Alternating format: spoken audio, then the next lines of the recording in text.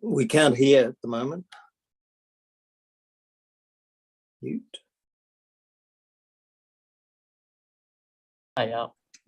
Thank you. I might have to start that one again. No, you can hear. Welcome, Jim and Colin. Thank you very much. I'm just going to introduce, open the meeting formally. Welcome all to this Local Government Act hearing on the Flood Protection Management Bylaw review.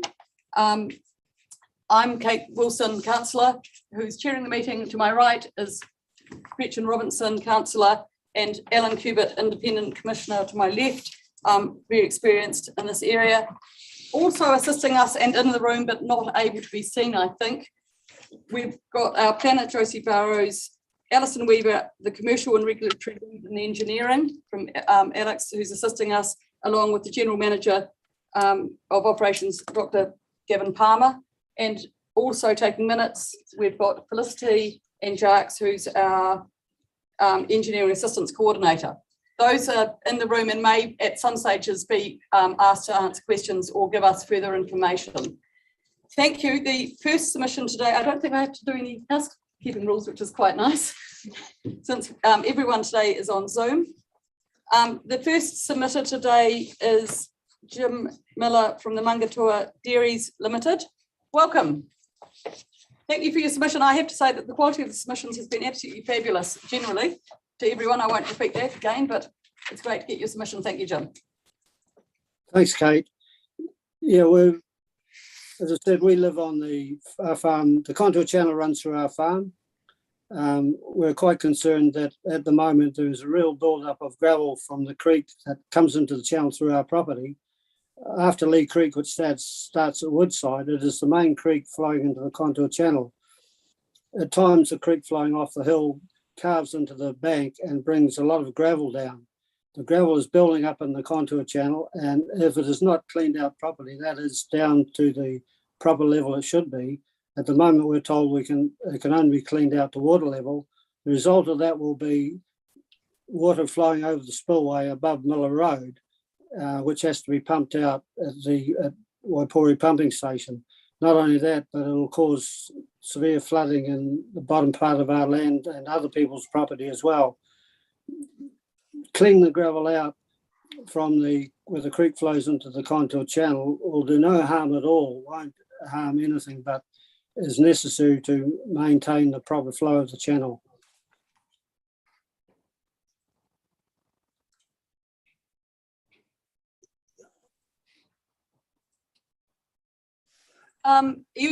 That is what you want to talk to us about. You are happy to take any questions, or you? Yeah, I'm happy to take questions. Yeah, very much so. It's a natural. Sorry, I was just going to clarify with you, Mr. Miller, that the staff report is in their comments have noted that ORC's engineering team have applied for a global resource consent to manage rivers and control vegetation, etc., including the gravel extraction. They suggest that the contour channel is going to be included in that. I'm not sure, have you been approached about that? Or No, I haven't. no, so I guess the staff could advise us where that is in the process, because I understand from what the report says, and it's something I think Councillor Wolf is going to clarify, that this being a water body as opposed to a drain, there are certain differences in that in terms of how the regulations apply. Did we want to clarify that now? Well, I think the question is, the staff have got a view, and where we go with that, I think we will test possibly later. But I would really appreciate, given your longevity of family connections to the area, especially, why you think it is a contour that not a natural waterway. Well, it was dug at the start of last century by horses and scoops, and so it's not a natural waterway because it was man-made. It was, as I said, it was put through on a contour line, and so it's not fast flowing like a lot of rivers and streams are that would carry the gravel away. because it's so slow flowing in normal times, any gravel that comes down is not washed away, but simply deposited and is building up, preventing the channel to carry the capacity of water, which it was originally designed to do. Where did the stream go beforehand then? Before the contour channel was put through, the water off the Mangatuas flowed into Lee Creek. Lee Creek over the years, when it flooded, it actually built itself up. So at the present time, if there's an overflow of water from the contour channel, it flows down through the paddocks because the land rises from the overflow of the contour channel to Lee Creek. In the times of flood, Lee Creek's full anyway, so any water flowing over the spillway above Miller Road isn't going to run into Lee Creek in a way. It's going to flood down through our property and other people's properties as well, which, to my mind, is totally preventable.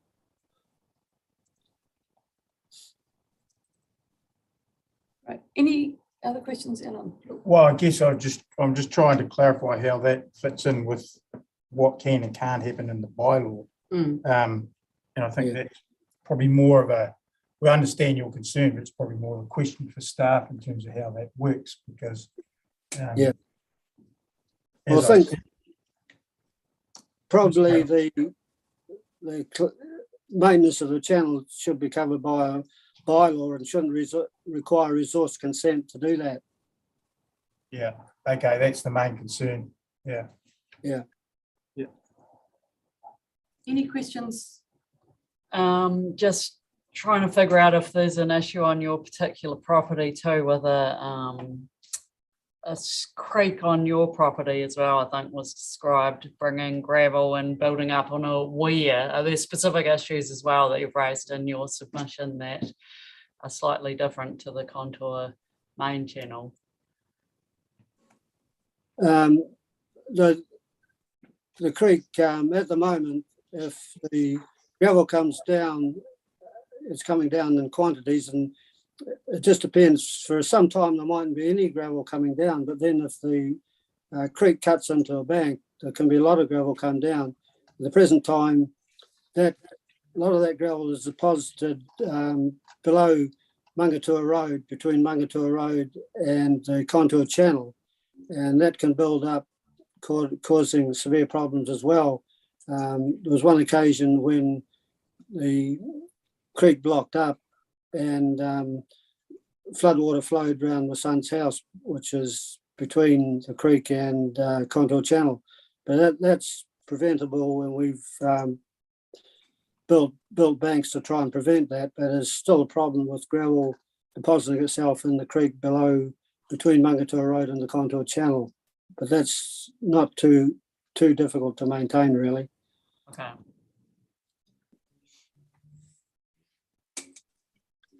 Wonder if I could make a comment, Kate. I think the main issue is that definition that it's a natural waterway, when it was, it's flowing on the contour and it was man-made. So just to justify that definition as a natural waterway, I think that's a role for your panel to try and sort out, because it seems a bit strange to me that it could be claimed as a natural waterway when it's not the way water would naturally flow. Yeah. Thank you, Colin, for that. I was just going to ask Mr. Miller whether you're happy with Colin representing you as your as your submission, or is Colin speaking as his submission at this point? Sorry, you probably got the same issue, I know. Yeah, they're both similar. Yeah. What I would like, and I understand you may not want to do this by way of online publicly. It'd be helpful to understand where your son's address is, if you could send it by email or something to Josie, just so that we can work out that area that you're talking about on a map, if that's okay. But we don't generally share that public information to the world on YouTube. So yeah. Okay. Yep. Okay. That would be helpful, because that's where you said that Lee Stream comes into the contour. Is that right? Lee Creek, sorry. No, Lee Creek doesn't To a road, you can't- flow into the contour. No. If Lee Creek flows into Waipori River, Sorry, it's actually got to be pumped in. oh, so what's the creek that you were talking about? The creek that comes off the Mangatuas. Yeah, It's really an unnamed creek, Yeah. but you call it Miller Creek if you like, because it flows from the foot of the Mangatuas through our property. thank you. Okay, I apologize, I just misunderstood that, but thank you. Yeah. That's great. Nothing, no other questions? Any No. questions from staff?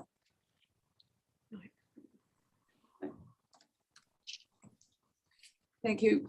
Thank you very much. We will look forward to getting back to you with the at a later date. Thank you. But if you could give us that address, it'd be very, very helpful. Thank you. Okay, thanks, Kate. Thank you. Next is number 23, which is Ian Bryant on behalf.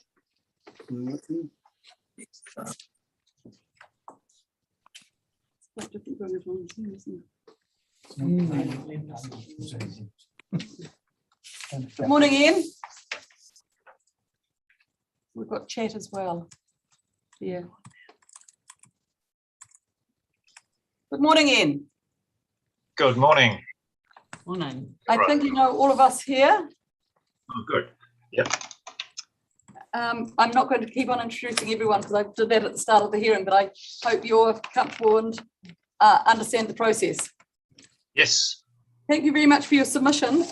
Would you like to talk to it first and then we'll happily answer questions? Right. Good. Thanks for this chance. Yeah, this is the third time I've submitted on the same subject because I submitted to the DCC with the 2 GP, so Kate's already heard this in a different forum. The reason that I keep submitting is my house is in the middle of this excavation sensitive zone, so I'm very uncomfortable that I live in a property or in a house that the RIC have identified as a risk of piping or water coming up underneath it. And so if this is true, that this is an excavation sensitive zone, if it's real, I've got a problem with where I live, having this threat to my house. So but I don't accept that the threat is there because I've got the reasons in my submission, and plus because the OIC did 2 reports, a Tompkin-Taylor one and then a Golder report, and the Golder report did the actual field work with pentometers and things to identify risk of piping, and they said their conclusion, the risk was minimal. So that's the first reason. The second one is the arbitrary borders. I guess, can I do a share screen, you guys? Yes, yes, Yep. yes, you may. Yeah, and I'll just show you what I mean about this arbitrary borderline.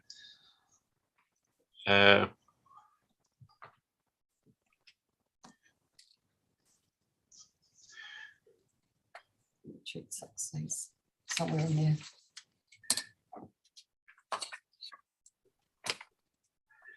Oh, I can't bring it up at the moment. Sheet 6, are you talking about sheet 6? Yeah, it's coming now.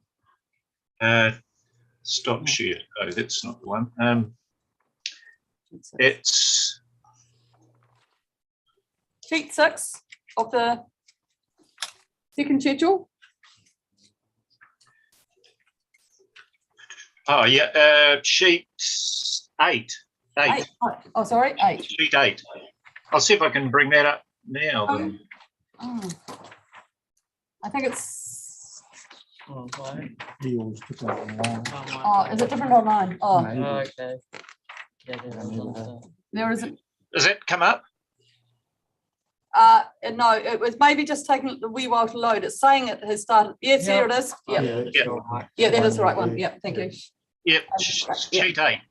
Okay. So as you can see where that word Symmetry Road is, there's Yes. a right angle and a straight bit. That's just following a legal boundary. So they've come along with a wiggly line, and then they've come to this legal boundary of this lifestyle block that's on my boundary, and said, "Oh, we'll just go follow the legal boundaries." So it doesn't seem a very, it seemed an arbitrary borderline that they've drawn there because of the they haven't wanted to go over the legal boundary into the neighbouring lifestyle block. So that seems a bit an unusual, not a good engineering choice or scientific thing. It's just avoiding going into the lifestyle block beside me. So that was my second reason. And the third reason is existing excavations. There's a scheduled drain through the middle of it, which is about 2 metres deep. There's a drain that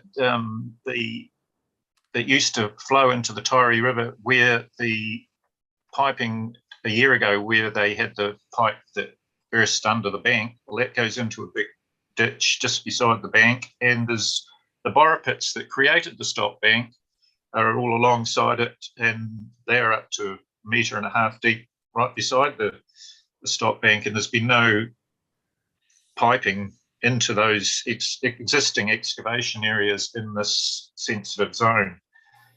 And I've lived here 50 odd years, and I've never seen any sign of piping in 20 floods over the years. So that's my basis of my submission, that the excavation sensitive zone is not backed up by the reality of the situation. So Thank you. Can I just ask a question about scale? I think you mentioned a kilometre. yeah, I measured. The scale there, please. The Otakaya Road. I suppose it depends if you measure at a right angle from the bank or. Okay. Yeah. Okay. Sorry, we just got. I think we can convey this message. We've just lost one of our commissioners very briefly for an urgent phone call. So, but Ellen and I are still here, and we'll make sure that she's got that covered rather than adjourning, because otherwise we'll get late for the whole day. Yes. So in the response, I think staff have suggested it's 300 metres, and that's something we'll have to work out. Yeah. So am I correct in believing, because you've been here so often, that this boundary is the same as the previous one? Yes, yeah, it is. It's just you're expressing the same frustration you expressed last time. Yes, that's right. Yeah. I just want to check that. So thank you for that context. It's good. So, Mr. Bryant, the Golder report, did that have a recommendation of how far back that excavation zone should be? You're recommending, I think, 100 metres with the start. Yeah, no, the Golder just said that their conclusion was the risk of piping in this area was minimal. They did about 6 sites, and each site they identified if there was a significant risk, and all it said was the risk of piping. And they did their their analysis right beside the foot of the flood bank. Yeah, okay, yeah. And you've been there for 20 years, I think you said. Something more than that, 50. I've been there all my life, so. Oh, okay. He's seen 20 floods. Yeah, seen 20 floods. Yeah. Average of 2.5 years. Mr. Bryant, you made a comment about, and you lost me completely, and I'm sorry, about a drain. Is there a drain in front of the lifestyle block that you were talking about? And a pipe or something? Just right up the middle of the blue area, there's a scheduled drain, of ORC drain. It doesn't show on that. Just probably. Okay, there'll be in a different map. Yeah, I think it's. Okay, that's in the different, yes. There'll be in a different schedule, perhaps. Yeah, the drain. Yeah, you'd have to have a different map to show the drains on it. That's on the first schedule and the last map on that page. I see. Yep. And it's 47A and 47, I think, is the number. So that's what you were. Thank you. And there was an issue with that recently, or that wasn't what you were saying? I just. Yeah. They found in the last big flood. Remember, they had a water coming under the bank, but that was an actual pipe that was a historic pipe that was discovered. Yeah. But that's in the same area.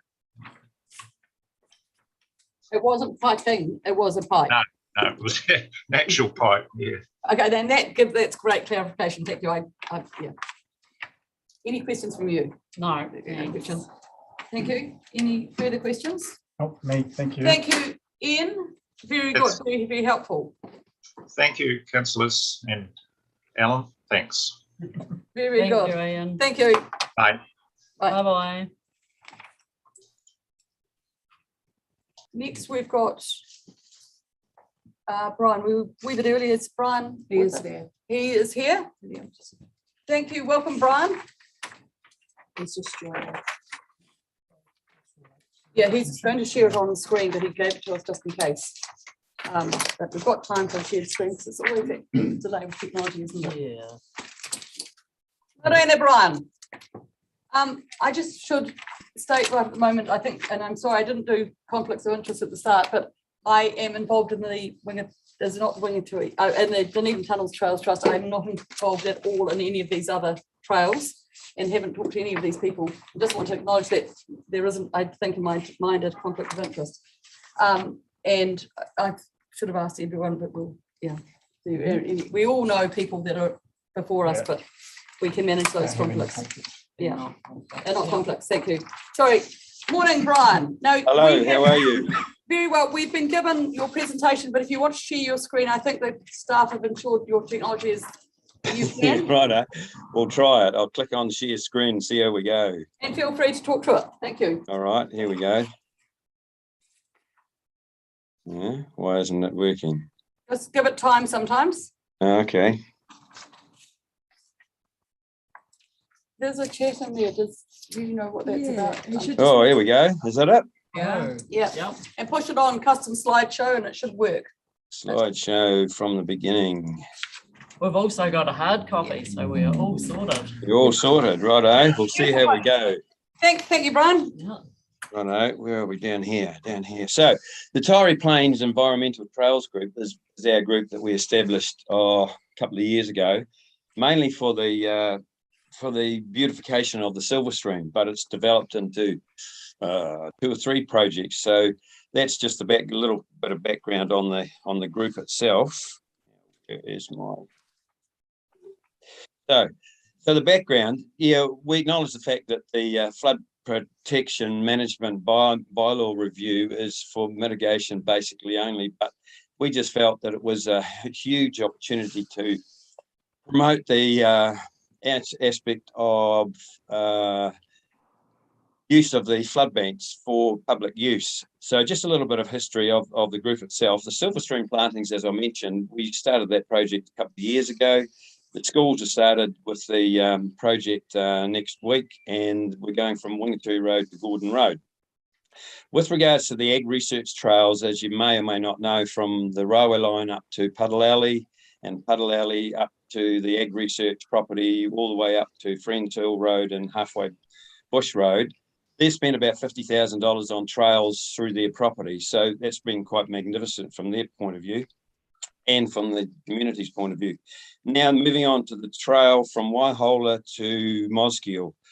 As we all know, it's the last stage for the Otago trails, and it's really something that really needs to be promoted now that the tunnels aspect through to Dunedin will be coming on stream. So there is a preferred trail documented by NZTA Cycle Network through Jonathan Kennett and myself. We prepared a paper which was approved by the Cycle Network going from Waihola to Mosgiel. However, it's using the back roads, which is not ideal, going from Waihola to Henley to Berwick to Woodside to Outram and then into Mosgiel.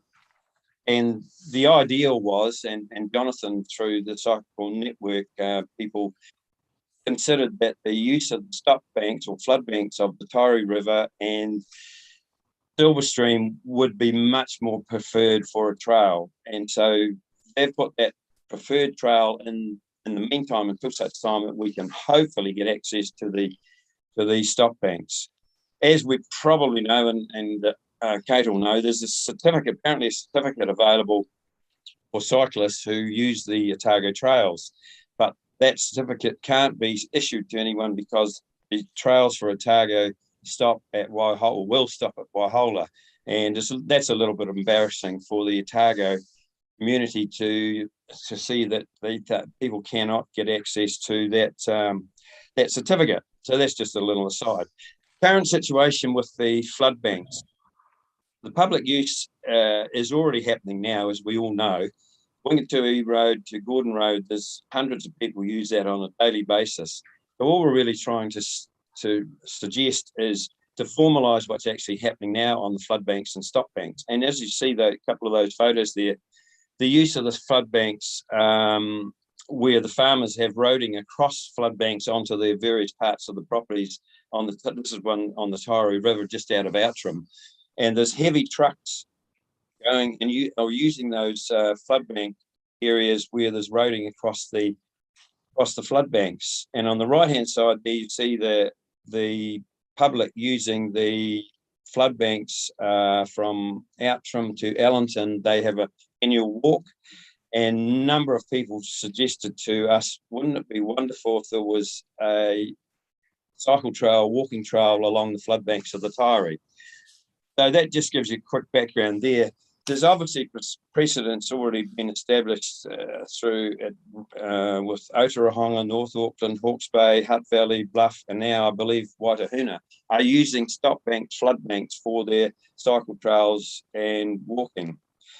So we all know that the flood banks are constructed of gravel now. So the Taieri flood banks would require gravel to be laid on top of those flood banks, and they wouldn't compromise the actual flood banks themselves. And as we know that farmers already have access to the Silver Stream and the Taieri River flood banks at this stage, and those two photos there on the left show that large trucks actually use the flood banks to go across use the roading to go across the flood banks, and they haven't been compromised at all, as I understand it. It is down here, sorry. So possible obstacles. We know that farmer leases are in place along the Taieri River especially, and my understanding is there's not very many written leases along the Silver Stream, and a lot of them are only verbal. So it would make the prospect of convincing farmers that we could use the stop banks, flood banks for access a little bit more simple. Using flood banks would be at very minimal cost compared to having roading or cycle trails along the sides of roads or along the back roads for this stage of 30 k's from Waihola to Mosgiel. ORC need to ensure, obviously, that the flood banks are not structurally compromised, and we totally agree with that, and we understand that.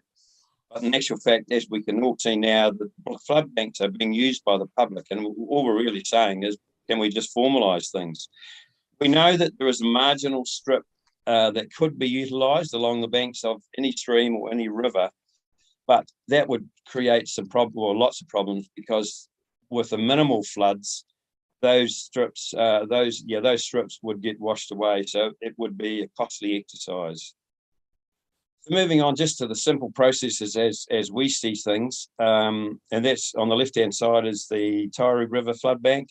The right-hand side is the Silver Stream flood bank just coming into Gordon Road. So I've had discussions with Southern Land Consultants in Wanaka, who, as you probably know, have designed the Lawrence to Waihola trail and Cromwell to Clyde, Queenstown to Cromwell, and another 500 trails around the South Island. So they've got huge expertise, and it's music to their ears to hear when they heard me talking to them with regards to the prospects for the Taieri. NZTA have very strict trail designs, as you probably know, which must be adhered to. So we feel that there's really no need to duplicate the process, i.e. the engineering aspects for the flood banks will have to be at standards for the NZTA cycle network people. it was music to our ears also to Brian Scott requested for public access to the flood banks to be considered during this review of the bylaw. So we were quite impressed with that, and we invited Brian out on site to the Silver Stream just to see our planting project and to see what the prospects were for having a cycle trail formalised along the flood banks. So biodiversity aspects, this is just an example of what we're doing with the planting project along the Silver Stream, from Wingatui Road to Gordon Road. And there is prospects also to have plantings along the Taieri River and along the Silver Stream in the future. So, and of the native plantings, obviously. We have an agreement with the corrections facility at Milton for them to provide plants for us. We provide the seeds and the soil, and they provide the plants for us on an ongoing basis. And they say that they'll provide about 10,000 plants per year for us. And that's just an indication of what could happen along the banks of the streams as well. The public perception, as you can see there on the left-hand side, is the Silver Stream, and many people are using that area along Gordon Road, Wingatui Road, as a public access. And on the right-hand side is the crossing where the old railway line went across School Road into Outram. And so there's wonderful views, having walked along from Outram to Allenton with the Lions Club recently. The views of the Taieri River and the views of the Taieri Plain whilst you're on those flood banks and stock banks is really quite amazing. So in the view of our group, it seems to be a no-brainer from our point of view, but I know there's a whole lot of things that we have to go through to get the final process in place. But then the public and the community would then have access to the flood banks, and you could walk all the way down to Allenton without any difficulty once you get across the Taieri River, which is just another aspect of the project. So in our view, the Pearl of the Plains deserves access to the flood banks of the Taieri River, and as Nike have always said, let's just do it. So if there's any questions, please. Thank you. Before we go to questions, and because I know that I think you've all received the summary of submissions, and it refers to a discussion at the council on the 23rd of March 2022. Unfortunately, those minutes aren't available yet. Two of us didn't sit in on that, or none of us sat in on that meeting, and none of us want to go and watch it on YouTube. So can I ask, I think the only person who was possibly definitely there, I know who we talked to, is Dr. Palmer. I think you offered up some advice that we don't know what that advice is. So I'd be very grateful if you could give that to us. Can I just ask, so we don't have to be repetitive, by chance, Lindsay or Colin also online at the moment? No, they're not. Okay. They're probably listening on the live stream. Yeah, okay. Yeah, we can ask them then, but it would be nice if we only have to do this once. Thank you, Dr. Palmer. Yes, happy, Madam Chair. So I was in attendance at the council meeting on the 23rd of March, and this matter of whether flood bank access should be provided for in the bylaw came up when council was considering the proposed statement of proposal.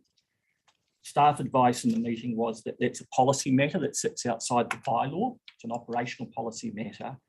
And so what I offered up in that council meeting is to do some work on documenting a policy for council consideration on access to flood banks by the public. That's in parallel with work we have underway for trails on flood bank to set technical standards to ensure that such things are done properly and appropriately for the particular setting. Council accepted that approach and made no change to the proposed bylaw, but did add a resolution, which I'll read, as notes that Dr. Palmer, GM Operations, will develop a policy around construction of walkways on ORC-owned flood banks by 30 June 2022. And we've commenced that work. Fabulous. Now, this bylaw will be going to a council paper on the 22nd of June. Is it likely that they'll be discussed in tandem? This recommendation will, the different dates. I offered up 30 June because that was the timing for our parallel technical work. We've subsequently do have some resourcing issues. So whilst we're endeavouring to take it to the 30th, we'll have it up to council by the 30th of June. That may not be possible. But I think the two are quite separate. And the Yes. question for you is what role does the bylaw play in this matter? Yeah. And whether it's best handled, totally Separately. handled Thank in you. respect of the submission and other submissions by this other process I have described. Thank you very, very, very much. And yeah, the policy wouldn't need special consultative stuff. It would just be a policy adopted by council. That's correct. And one of the advantages of a policy that sits outside the bylaw is that council will have flexibility to change and adapt it over time without having to go through this sort of process. Thank you. I hope that helps Brian understanding what happened on the 23rd. I did hear that. I viewed that on that day, which was good to hear. Yeah. Great. Can I ask Yes, something questions quickly for- on yeah. that one? Dr. Palmer, in the staff comment then, I'll just get this totally clear that Regional Council under section 149 of Local Government Act may make bylaws for flood protection and flood control works. So blah, blah. But that's the limit of it. We're not able to include public access and things like that through bylaws. Ms. Weaver can answer that question. Yep. The legal advice we've had is that is out of our powers. Yeah, and our powers, yeah. yeah, we'll run the risk of having a bylaw that doesn't have authority if we Yeah. deal with things. So to achieve sort of obviously the aims of Brian and what Dr. Palmer's talking about, obviously I think the staff report says public aren't excluded from walking along it now, but it's more about the construction and the formalisation of it, and that will be a different process outside of this. And so would you still need a bylaw because you're going to be creating earthworks on an approval because you will be creating earthworks along the top if you constructed a track? It would depend on it would depend on who is doing it. Yeah. If it's council doing it, So you won't need to go and that would be through the preferred approach from an asset management point of view, because it's important that these things are maintained in perpetuity. Yeah. On the other hand, if an access approval was granted and it was a private work, then yes, they would need to do that. We'll need to cover these important issues of implementation in developing that policy, which also needs to think about things like liability for council. If we're allowing and explicitly encouraging people to use flood banks, including during floods, what are the liability issues for staff, councillors and council around these things? So these are important implementation issues to work through as part of that policy development and thinking about how we implement it. Thank you. That's very helpful. Are there any other questions? just from what I'm hearing, it's almost what Brian is trying to achieve has actually been dealt with by the council, but through a different process. And maybe or maybe not, it will get there one day. Can I ask a question of Brian? And I think that relates to that. Brian, would you see this being a project, your project, being one that you actively get involved in laying the gravel, or would you be hoping that it's taken over? And that suggestion that Dr. Palmer just made is that in many ways it would be operationally easier for the council to do. Yeah, it's twofold. Yes, the project would be something that we would establish, and I've had chats with Colin Brown, who's speaking as well, to get together a group, a trust, a charitable, whatever it is, to drive the project. However, having spoken to the Southern Land guys in Wanaka who do the trails, that's their job, as we know. They would take over the project and do all the necessary whatevers to make sure that the flood banks are not compromised in any shape or form, because that's their job. They know what they have to do. And so, yes, the project would be run by the community with the involvement from the experts, consultants, and obviously with council, yeah. Thank you. It's something for the policy, yeah. I could just add, I wouldn't want to raise the expectation that it's as simple as laying a bit of gravel on a flood bank. Our expectations might be a much higher standard, and that's something we would need to work through. Indeed. Which is why we're developing a standard. And we accept also that clarity around policy will help these sorts of groups know whether things are feasible or not and what needs to be done. Yeah, thank you. Can I just add to that, with regards to the NZTA cycle network, they have design plans which are very, very stringent, and Kate, you'll probably know that anyway, that they know how to construct trails on flood banks, stop banks, because they've done it all over the country, and it's quite a simple process to make sure that the flood banks, stop banks are not compromised in any shape or form. Thank you. The liability, unfortunately, doesn't land with NZCT. So I understand the nervousness of Dr. Palmer. Thank you. Did any other staff have any? Sorry, apologies. Did you have questions for Ian Bryant? Sorry, I forgot to ask you, Annette, and I'm really sorry. So if you do, can you please speak up if apologies for that. Thank you very much, Brian. I'm sure you're going to stay online and listen to Lindsay Day, who Yes. I think should be ready now. Can I just stay on this line here, or do I have to go to the ORC line, or what? Probably best to go to the live stream.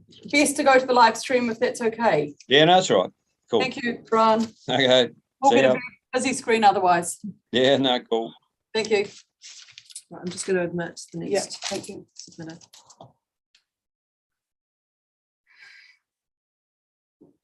Good morning, Lindsay. Probably didn't hear that. Residual target around trails, tracks on the flood bank. No. No. Any of the Tony Central, no. There's no flood banks. Good morning, Lindsay. Welcome. Good morning. Just need to get my camera right.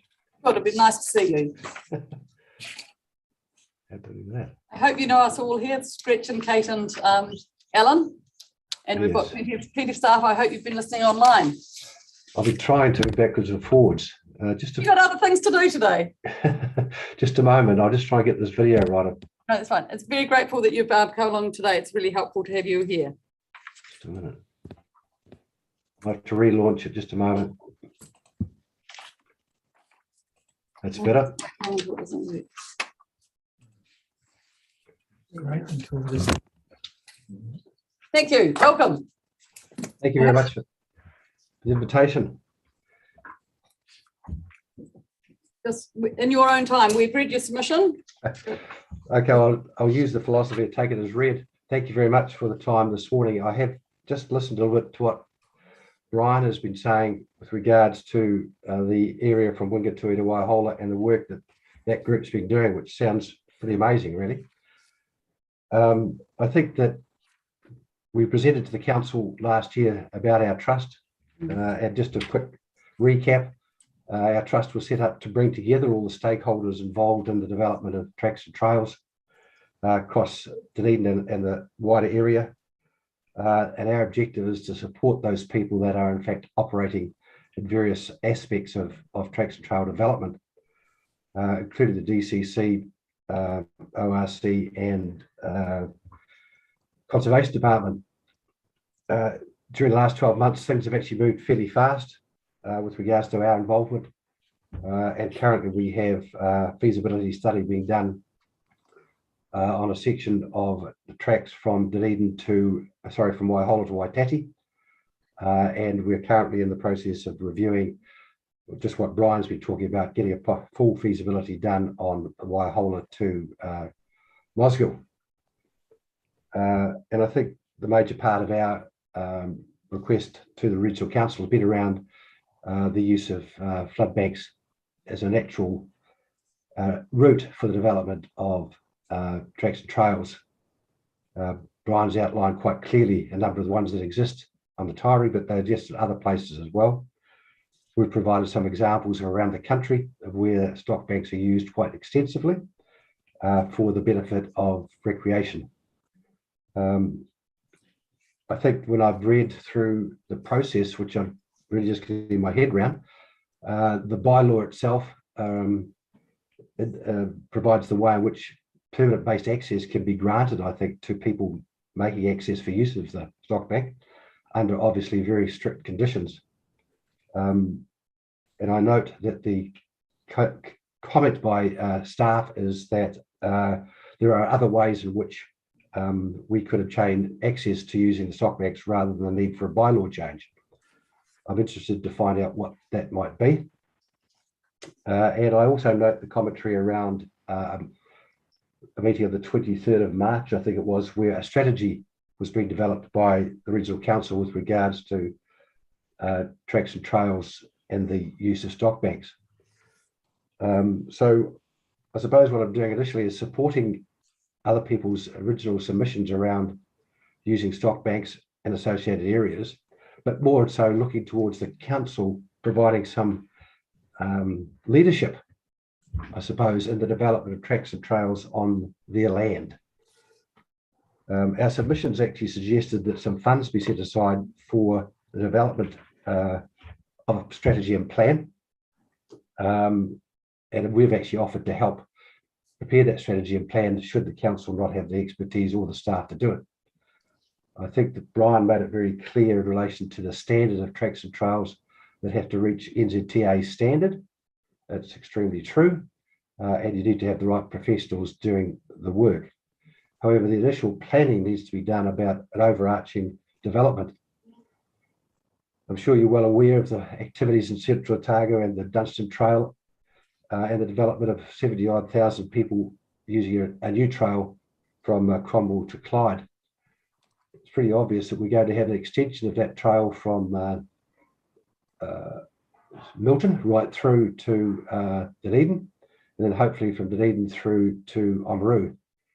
And I think, as I said to the City Council, I hope to be able to ride my bike from Mount Cook to Queenstown off-road. And if I could do that, then what's the opportunity for a major boost to our tourism sector if we had that level of activity in our region, which is currently available in many other regions in New Zealand.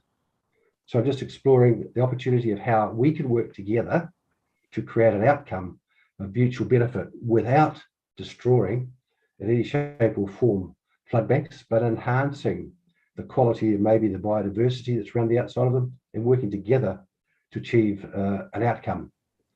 The Tunnels Trust activity that's now forefront of DCC will open up very quickly, we hope, the Taieri Plains. And we're keen to support and help all of the people who are working towards the end goal of greater recreational opportunities, urban cycling, reducing carbon footprint and the like.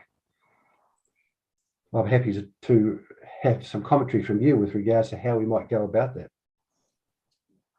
Thank you. I'm not sure that this is the forum, and we've got Alan here who isn't a councillor and therefore can't influence that decision at all. Yeah, but I appreciate, and we do have time constraints today. Did you hear Dr. Palmer earlier explaining what that policy rollout might be? No, I didn't. Okay, so on the 23rd of March, do you mind being repetitive? I'm sorry, but I think it will assist the process. Yes, what I said is that in the course of approving the proposed statement of proposal, Council made a further resolution which reads, notes that Dr. Palmer, GM Operations, will develop a policy around construction of walkways on ORC-owned flood banks by the 30th of June 2022. And that was offered up by staff at that meeting in parallel with other work we have underway on technical standards for trails or walkways on our flood banks. So it's really a policy that would guide decision-making around the circumstances in which we would encourage, allow, or maybe not allow walkways to be developed. So we're really, really clear what Council's position is on these issues. And then there are a number of implementation matters that would need to be worked through in terms of how we would give effect to that. Whether we would wish to own these facilities or have someone else do that. Do we wish to be indemnified? There's a flood bank fails, caused by, contributed to by trail, all of that kind of stuff would need to be worked through subsequently. So, good. That helps my understanding, and that's very good to hear that's happening, and just reinforce the fact that we're very keen to help in that process if we can in any shape or form. I think what is coming out of this, we need an overarching policy at a pretty higher level. And then when it gets to implementation, both the understanding that you have of the desire lines for cyclists and what routes they may be, and interacting with staff at that next stage with possibly they may have bits of the flood banks that we have no idea are much more vulnerable than others, and having that that relationship then at that, get the policy right or the framework right, and then look at the implementation at the next stage. but I think we'll note that you've done that offer of willing to help and assist on that. I think the expertise that you have on where the design lines may be helpful, but I'll leave that up for staff in the later part. Yes, Madam Chair, if I could just clarify, what council agreed to on the 23rd of March is a policy around access to our flood banks. What it never approved was a strategy for connectivity of people and the role flood banks may or may not play in that, which I think is a different issue. It's an ongoing issue and it's not one that we can deal with today.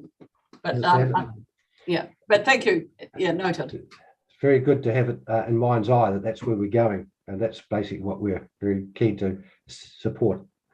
Thanks very much for your time. Thank you. Any questions, staff? No, all good. Thank you very much, Lindsay, for your contribution. Okay, thank you. Thank Enjoy your day. I think he undermines his ability to ride a bike, which is greater than most.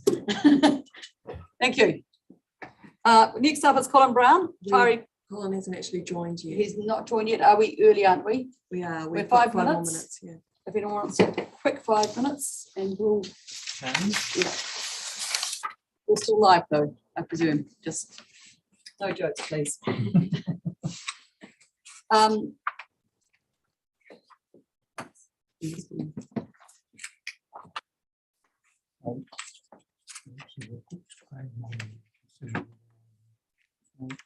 Yeah, but every flood bank is different and depends what they're created of and all those things, but it also depends on the ownership. And that's where we've got a mixed model. Southland, I understand, front footed this early on and sort of put it into the design of the flood banks, but because we're inherited, that's slightly different. Yeah, they're much more technical. So also, just while we're here and we're still waiting, Kate and I would pass a note and just said as well that for natural justice, it's probably best that we do have answering any points that come up as a result of a submitter while they're there and present from our staff. So if they change any views from their staff comments or whatever, that's a chance. But then Kate as well, potentially at the end, having a wash up too, so that those people who are listening will know that there'll be a time potentially when that could happen, but also for staff to know that there'd be an opportunity. Well, is that right, Kate? Well, I would always presume that I'd be asking at the end, had submissions changed, reviewed you saying, and it may be a couple of things that we have to get some advice on. There's straight away. I mean, I don't know if you've reviewed the Golden Report, for example, in Brian, and so that's it's hard when you've got someone with institutional knowledge. That's well, you should hear him on the annual plan submissions, and his knowledge goes back a lot longer than that, talking about the effects of flood plans. How are we going? We have the next slide up. All right, welcome, Colin. I'm just addressing him now. Thanks. Thank you. Thanks, Jess.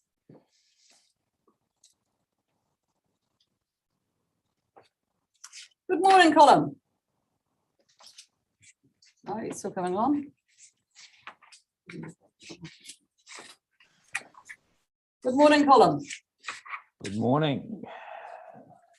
How are you? I'm fine. Sorry it took a wee while to arrive, but you're ahead of time. Well, I was, but I was listening on the YouTube, and then when it came time for me to hook on, my computer decided to update Zoom. So you're well ahead of time. So thank you very, very much, Colin, for being on the case and watching on live. So you've heard. The good thing is you will have heard the advice of Dr. Palmer. We don't have to repeat that again.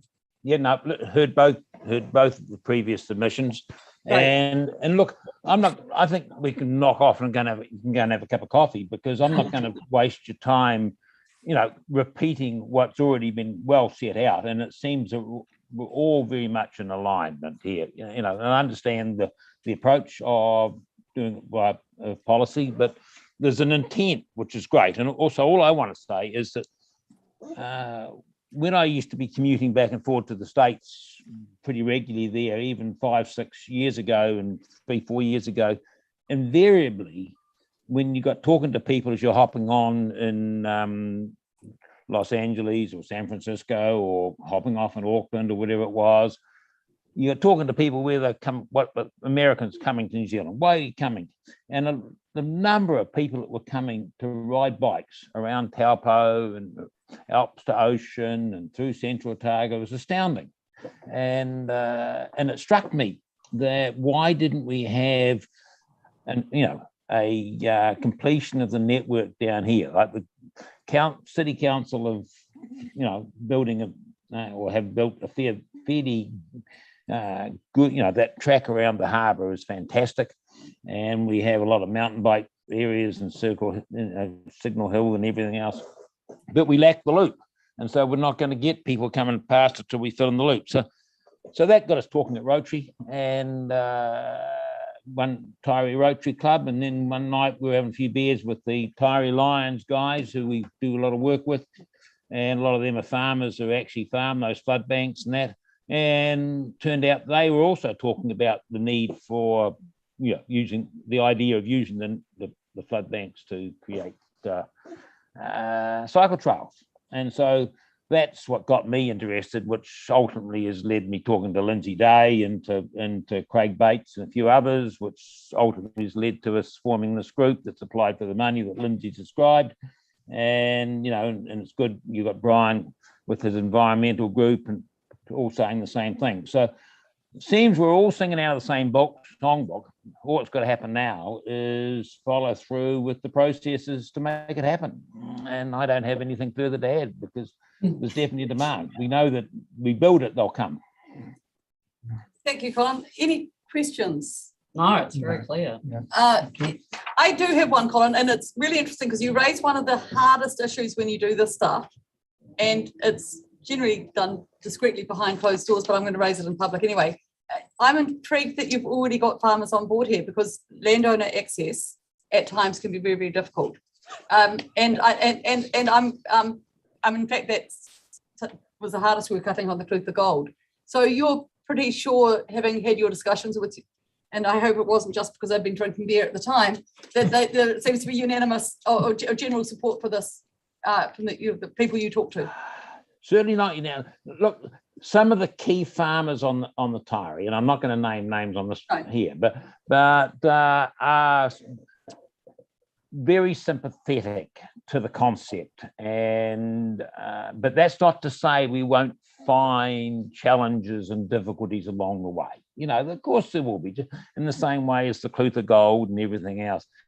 But we start by starting, and if we can get some key influences on board and we can get some of the trail going, these things eventually, can be worked through and sorted out. And I was talking to Murray Patterson, who chairs the Clutha, Lawrence to Waihola one there, and he said you just start by starting, and you get there. And so, yes, some of them are on board, Kate. But that's just anecdotal. But there's some of what I would regard as the key farmers on the Taieri that would have an impact, will be impacted by the trail, are very sympathetic to the concept.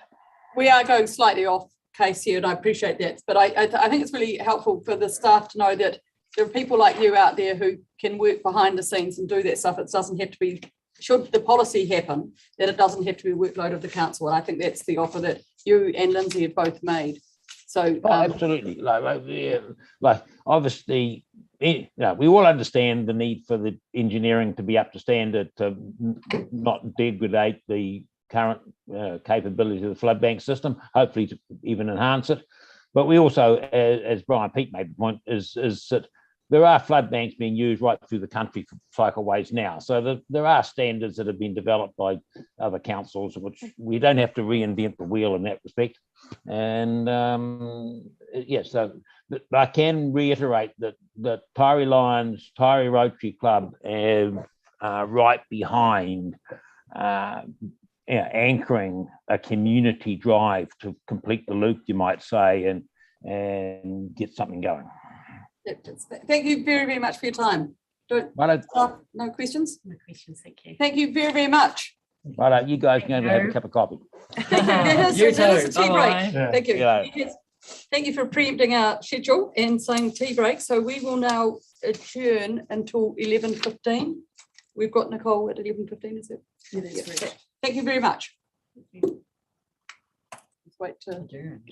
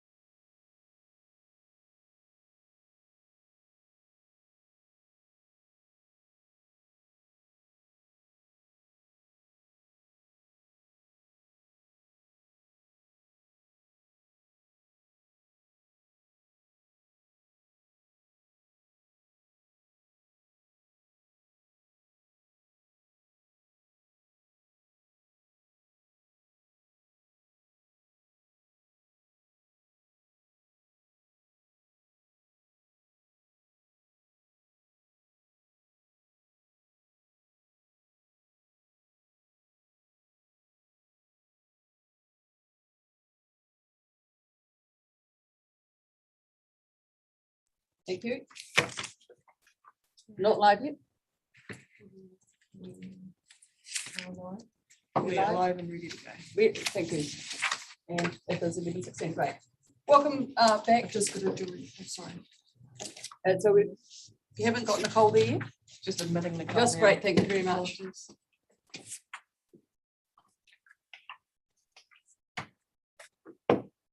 Just resuming our meeting. Welcome, Nicole, from New Zealand Land Care Trust. Nice to have you here today. Submitter number 21. Awesome. Good morning. I will just start sharing my screen. Awesome that you've got the technology working well. Thank you. You did many years ago. We did, yeah. I apologize. No. We don't have Mr. Simpson. Okay, are we ready? Yes, go for it. Thank you very much, Nicole. Awesome. Thank you for hearing my submission this morning. I am Nicole Foote. I work as the Otago Regional Coordinator at the New Zealand Land Care Trust. My submission today relates to the interaction of flood protection assets and the Ophelo stream. The Ophelo catchment has a diversity of values. It includes diverse land uses from industrial, production, farmland, residential, and it of course also has flood protection assets within it. It also has a range of cultural and ecological values, and you'll see there that there are significant species present as we determined from some eDNA samples that were taken last year. It also, unfortunately, has some degraded water quality, and the impacts of sediment across the catchment are evident. So this catchment is within the Ophelo stream, it is a focus of my work with the New Zealand Land Care Trust as I work alongside the community that resides within it.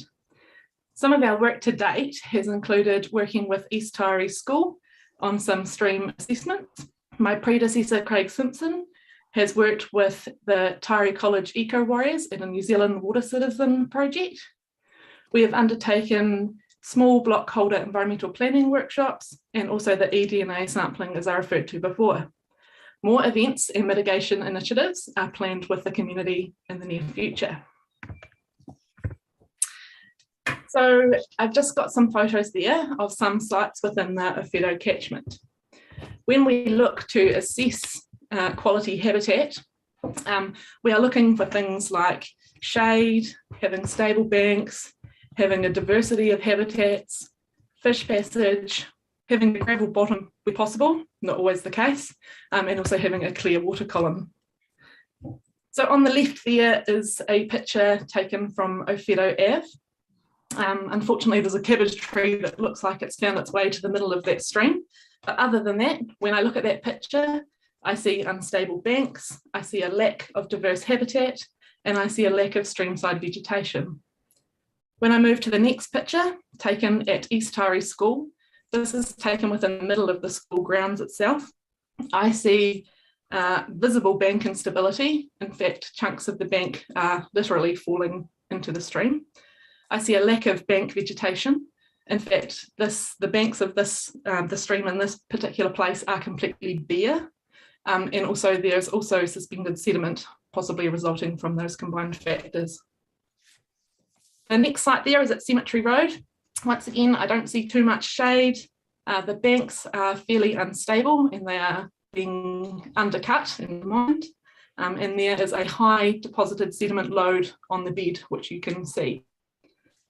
My last picture there, I'll acknowledge that that was taken just this last summer, so not a lot of water to be seen. However, I also note that there is a lack of habitat diversity, a lack of shade, and possibly, maybe, some fish passage issues there. So what all of these sites have in common, as you'll see the green squares on my map, they are all sites designated as first schedule drains.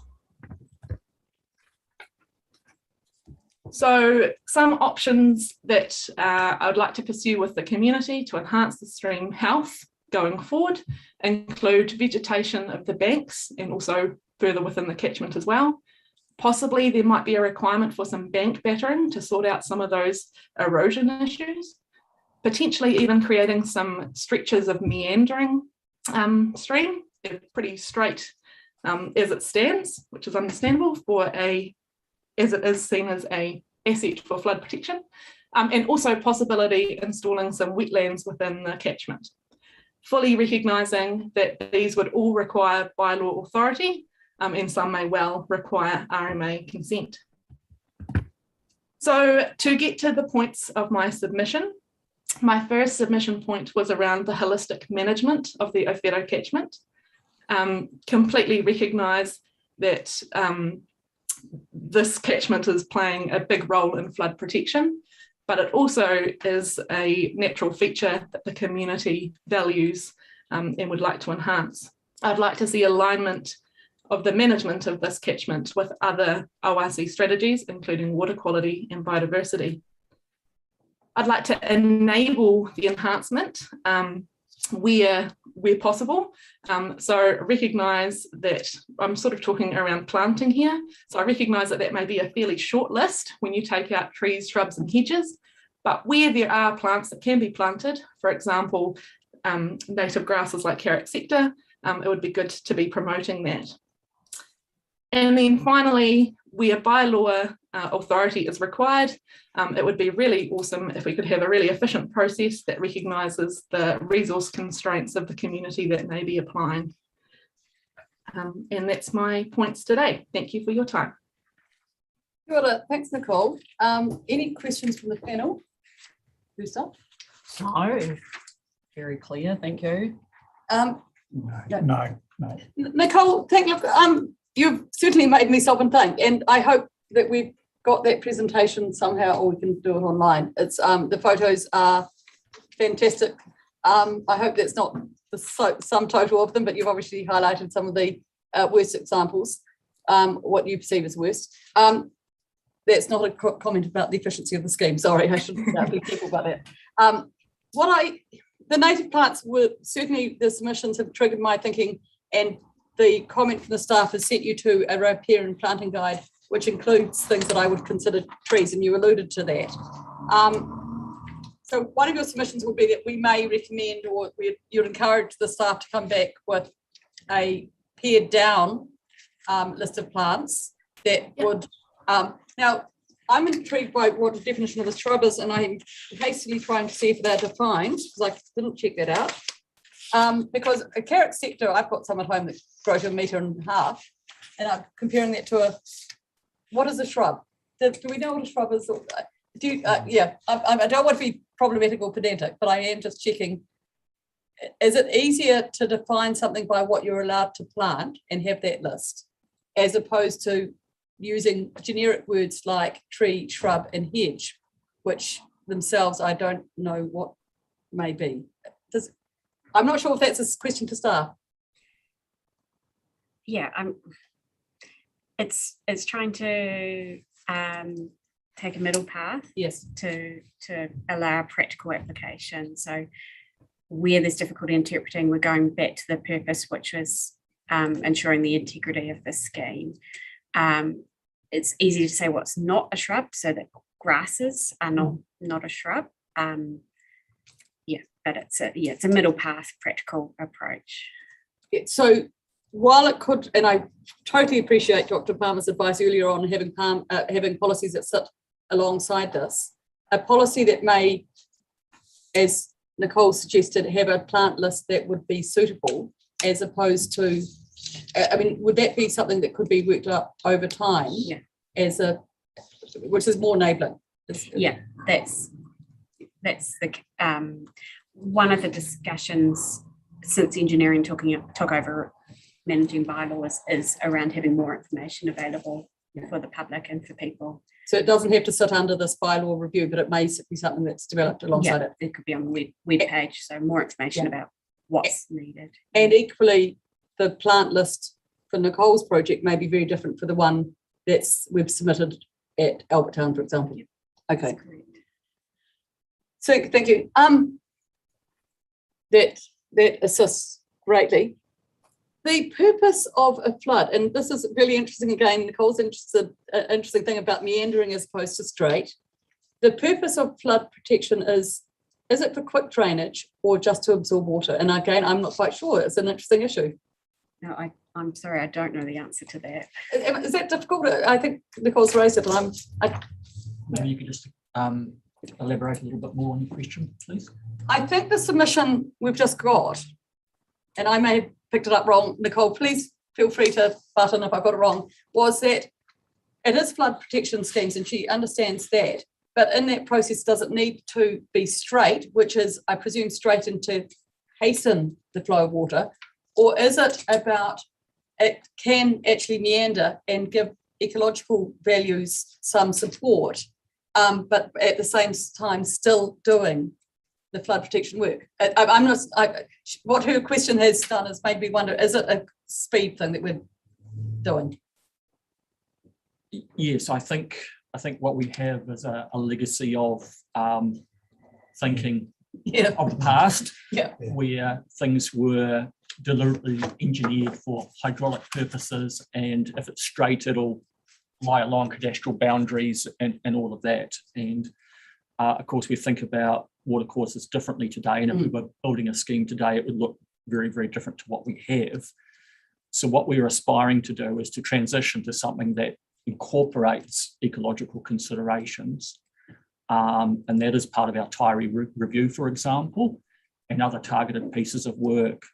So it's about getting that balance right between flood conveyance and then ecology and those other things, and that can be a little bit challenging because of the way things are configured at the moment.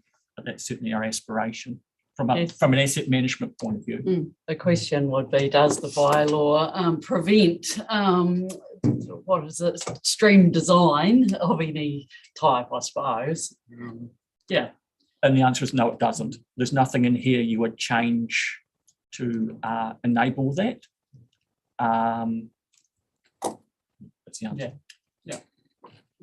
Again, I suppose taking that point further, where you've got a really engaged catchment driven by your community driving you on this, I presume, Nicole, it's about that engagement process with ORC, because ORC would of course be the people that going in and doing that sort of stuff generally.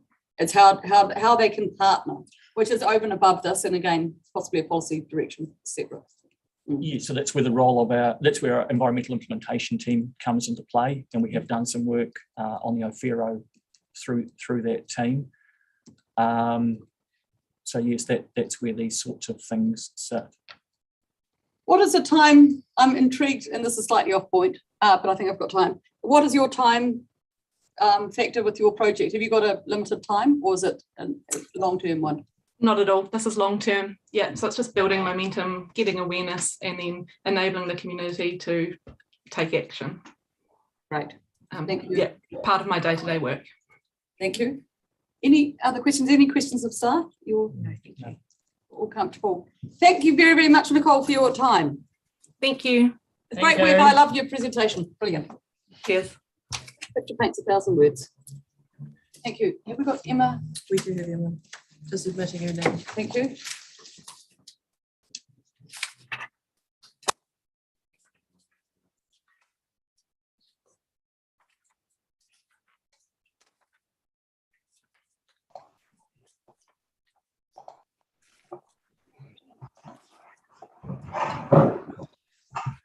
Good morning. Now, are we doing a threesome here or twosome?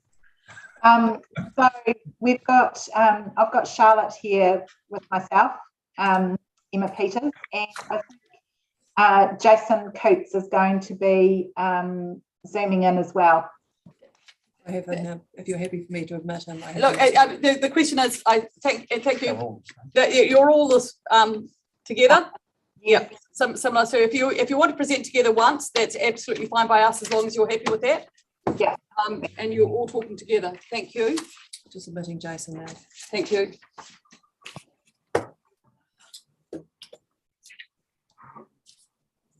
Jason's first.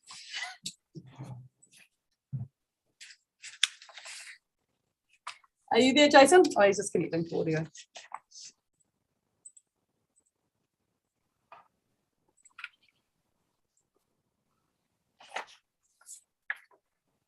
It's there, he just doesn't have his Oh, yeah. video. Yeah. He's Yeah. turned his mic off, but he. Yeah. Are we going to see you? No, Yep. Are we going to see you? I'm just trying to change over because I'm at home and the internet's poor, but I'm just waiting for Emma to do her bit. While she's doing it, I'll change my internet, then you'll be able to see my lovely face. Okay. That's better, because I'd rather that you use your video to hear your presentations, because Yeah, I agree. No, I certainly know what it's like to be at the end with poor connectivity. Thank you very much. So, Emma, if you want to go first, I think you're familiar with why we're here. Yes, that's fine. So thank you very much for hearing us today. So obviously, I'm presenting on behalf of Speak Consultancy Limited, which is my planning company, and really, and behind that is, I suppose, a few different clients, and then also Thorndale Farm Limited that has ORC stock banks associated with that farming operation. And Jason and Charlotte are presenting on behalf of themselves a number of different entities. Essentially the same kind of concerns. So probably the first one I'd like to start with is the changes to Rule 3.2.1.2.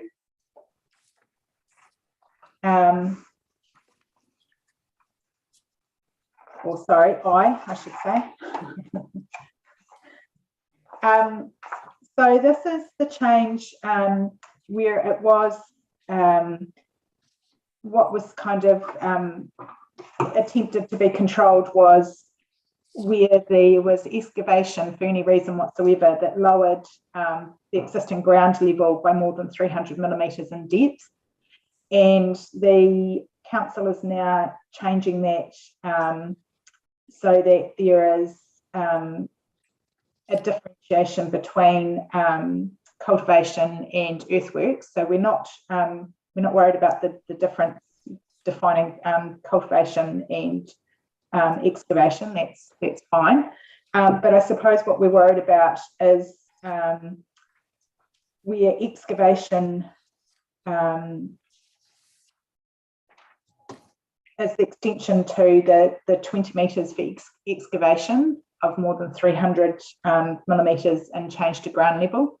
And the concern with that is that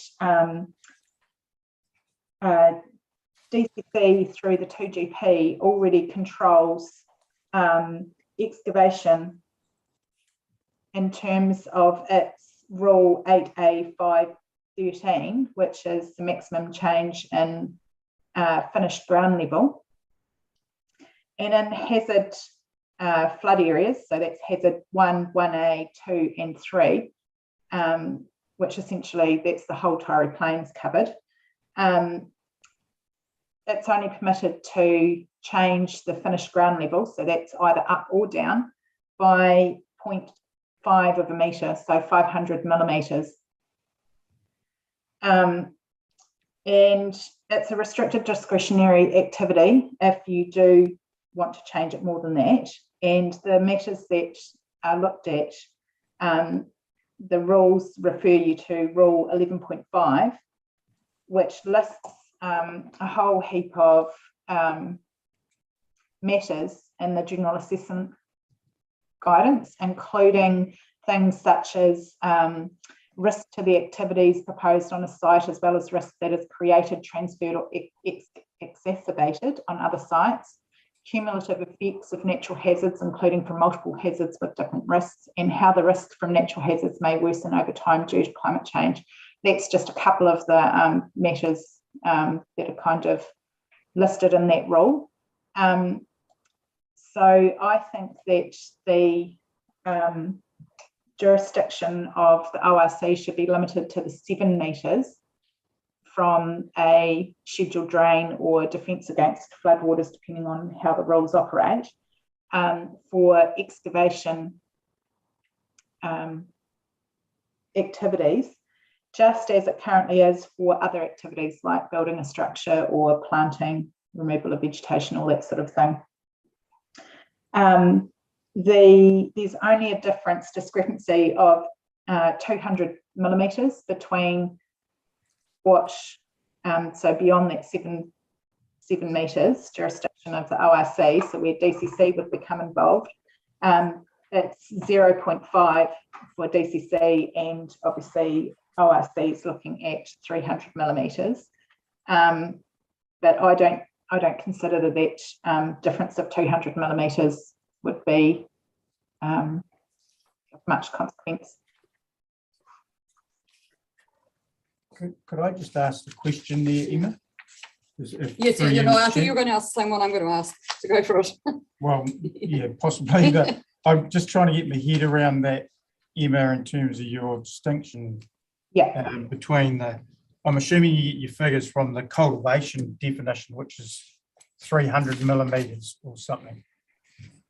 So is your submission here focused on being allowed to cultivate?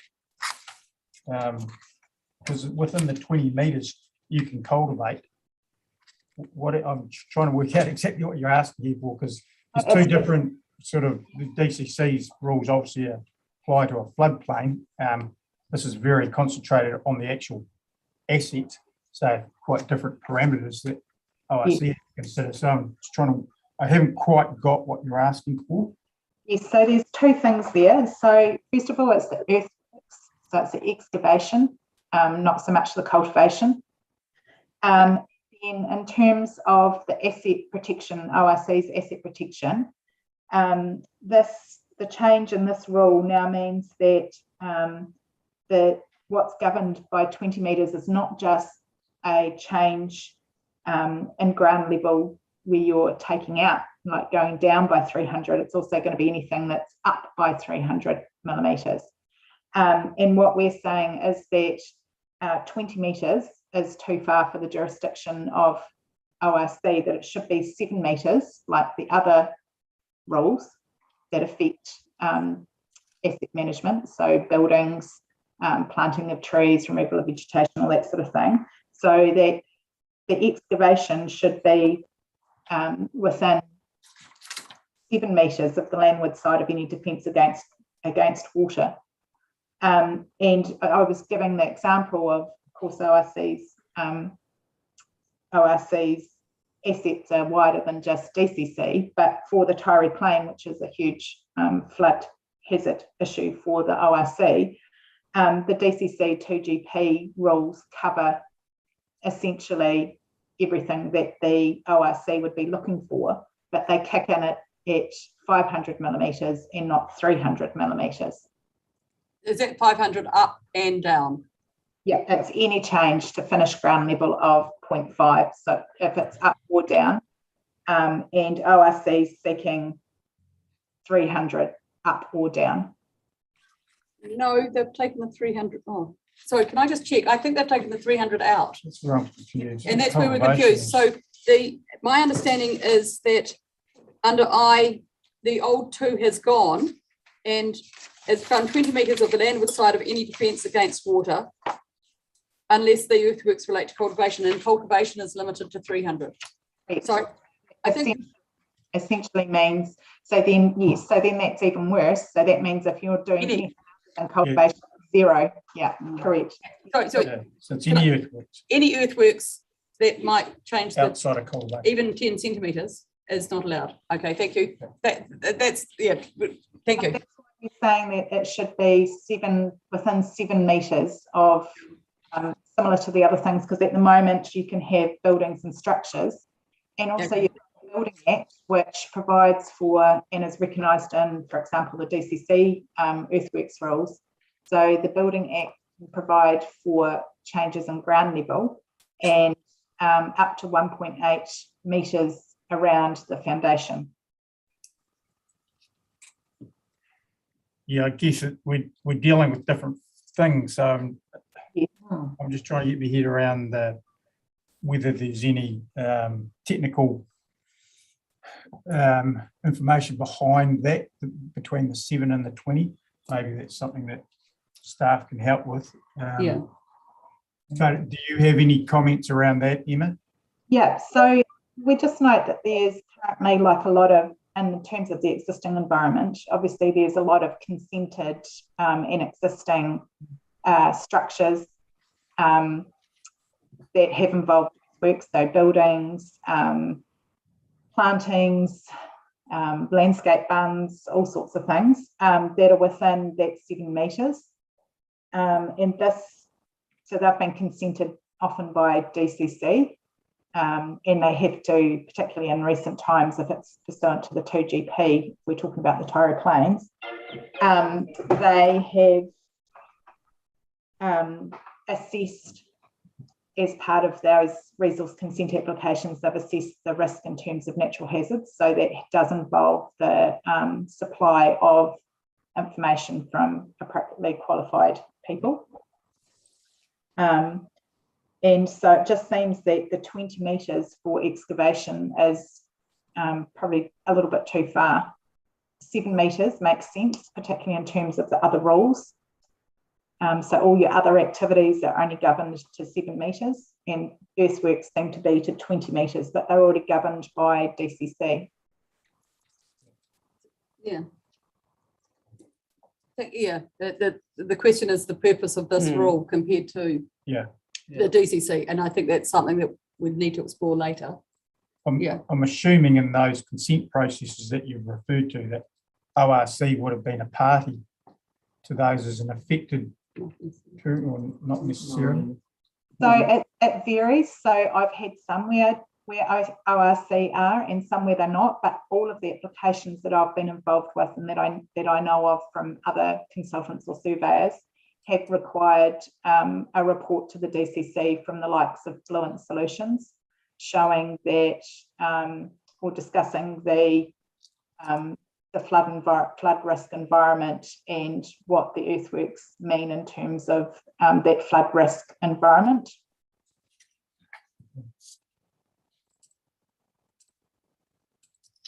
Okay, thank you. Sorry to interrupt you there, Emma. Carry on. No, it's and then really just the last couple of ones that I had in terms of a couple of the ones further through was just in terms of the 5 working days and within 14 days. Just looking for extensions. So that's rule 5.3.A and rule 6.1.B32. Staff have recommended 15 working days, I think. So sorry, which one was that for? I think for both of them. For both, I think. Are you happy with that as a 15 working days? The 6.1B I was wanting 20 working days for that one, just to provide. But quite often you're relying on, and actually both of them would be better at 20 working days. By the time someone comes to you with seeking advice and you've got to get reports and all the rest of it, the 20 working days makes it a lot more feasible to get quality information that's looked for in both of those circumstances. Thank you. Is that though, Emma, just thinking through that process, do you have to have everything about your objection in at that point, or is that just the time you lodge your objection and then there's a follow-up process providing the information? How do you see it working? You need to provide stuff up front in order for them to make it, to be able to assess the objection. How's the objection going to be assessed without the information? Yeah, it depends on how council processes it, I guess, because often the objection date is just, I'm lodging an objection, here's my reasons, and the full evidence comes later. But yeah, it's a procedural thing. So yeah, I understand what you're saying now. Yeah. And I think it's about enforcement as well. Yeah.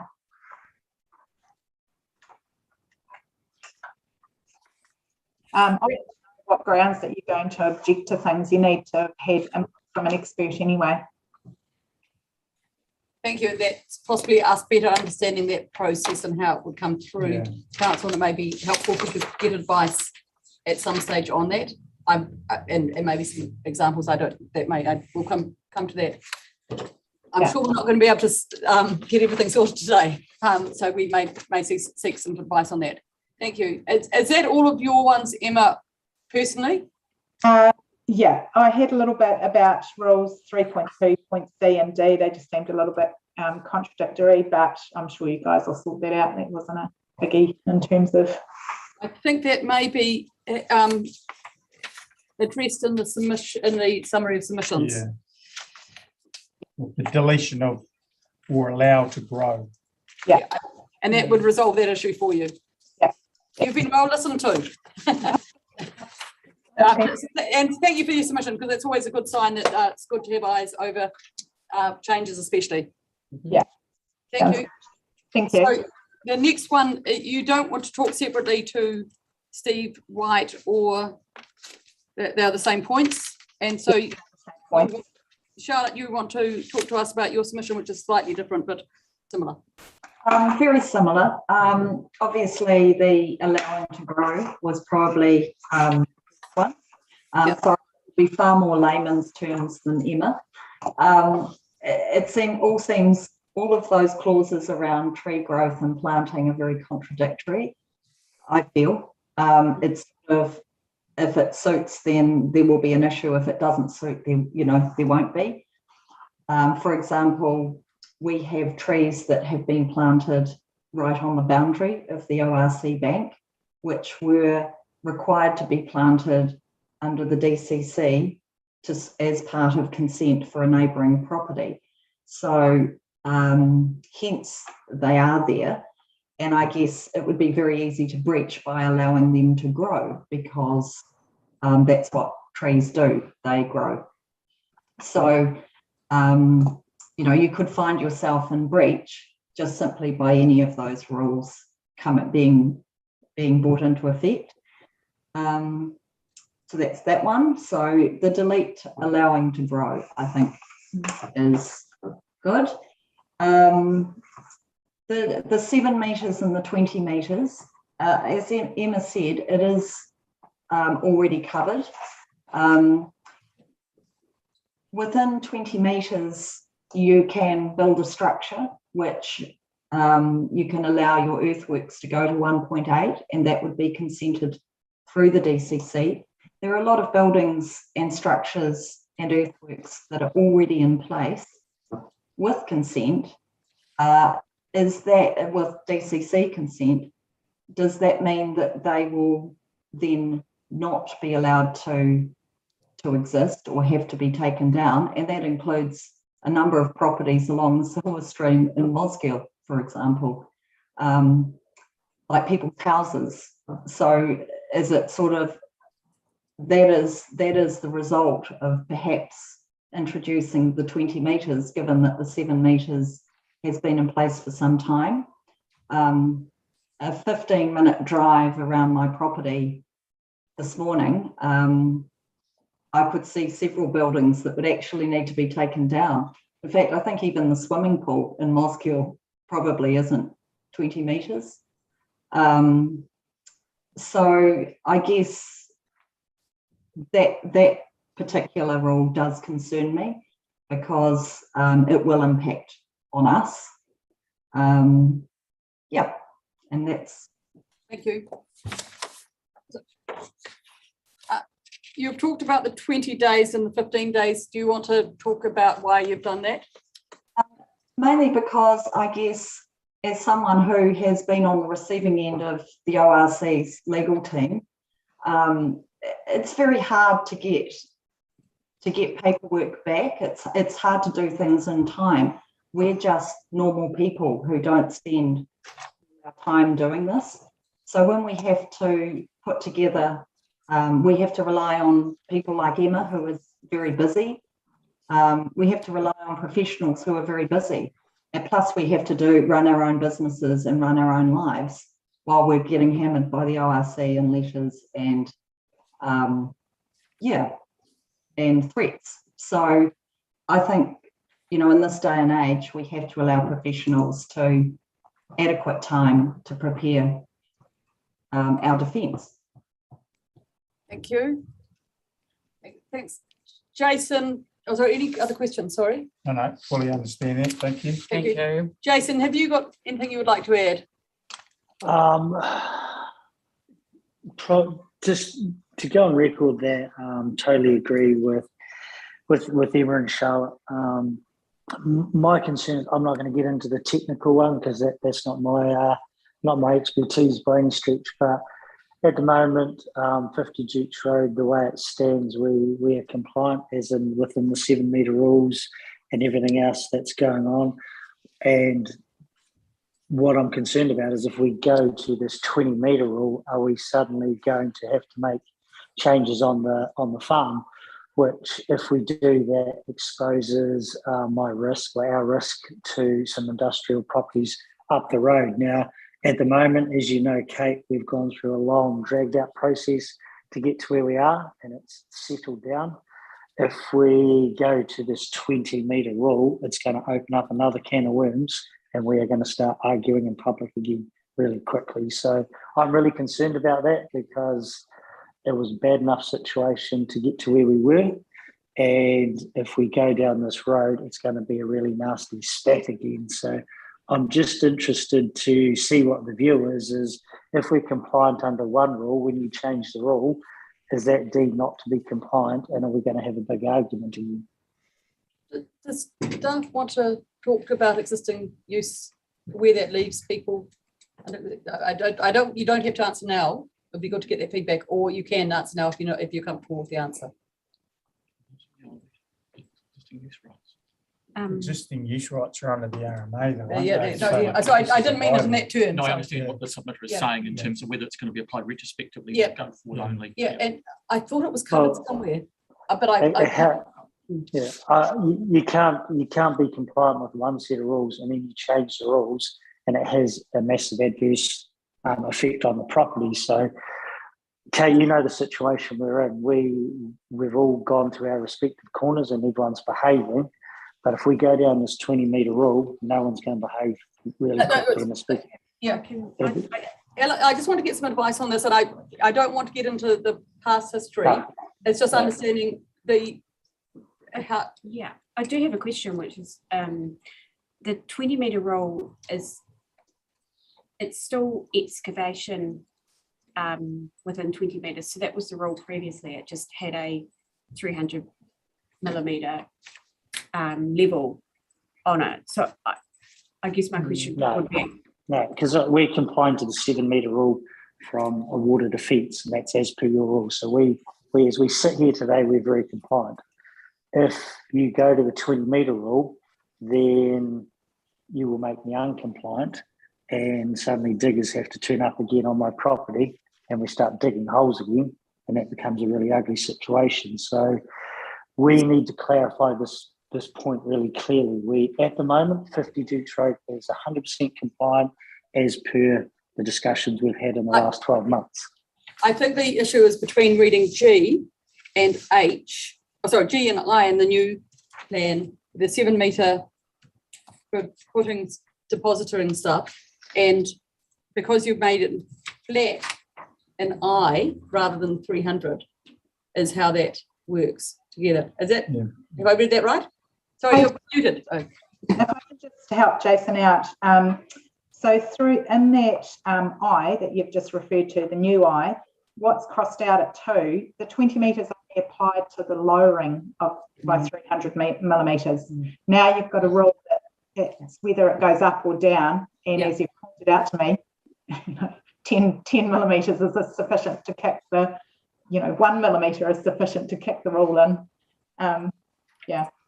Thank you that you've raised the issue, and it's just checking that that was the intention or the degree of it. I'm not sure that we can resolve that right now. No, I think we need to look at that. It's still, and make sure that we're reading those both together. Yeah. So there's a difference between 7 and 20, I now understand. So thank you, Jason. Yeah. Okay. That's probably my lot, to be fair. Thank you very much. Anything that you want to round up with on any of the other parts of the submissions? Because I'm not quite sure which identity. There are a few identities there. But you're all good with that, Emma and Charlotte and Jason? Thank you. Any questions of staff? Just for while they're here, no questions of staff? You're all good. Thank you. Thank you very much. So we'll get, just Kate, just 1 second. So we'll get clarity, everything in writing sometime in the future.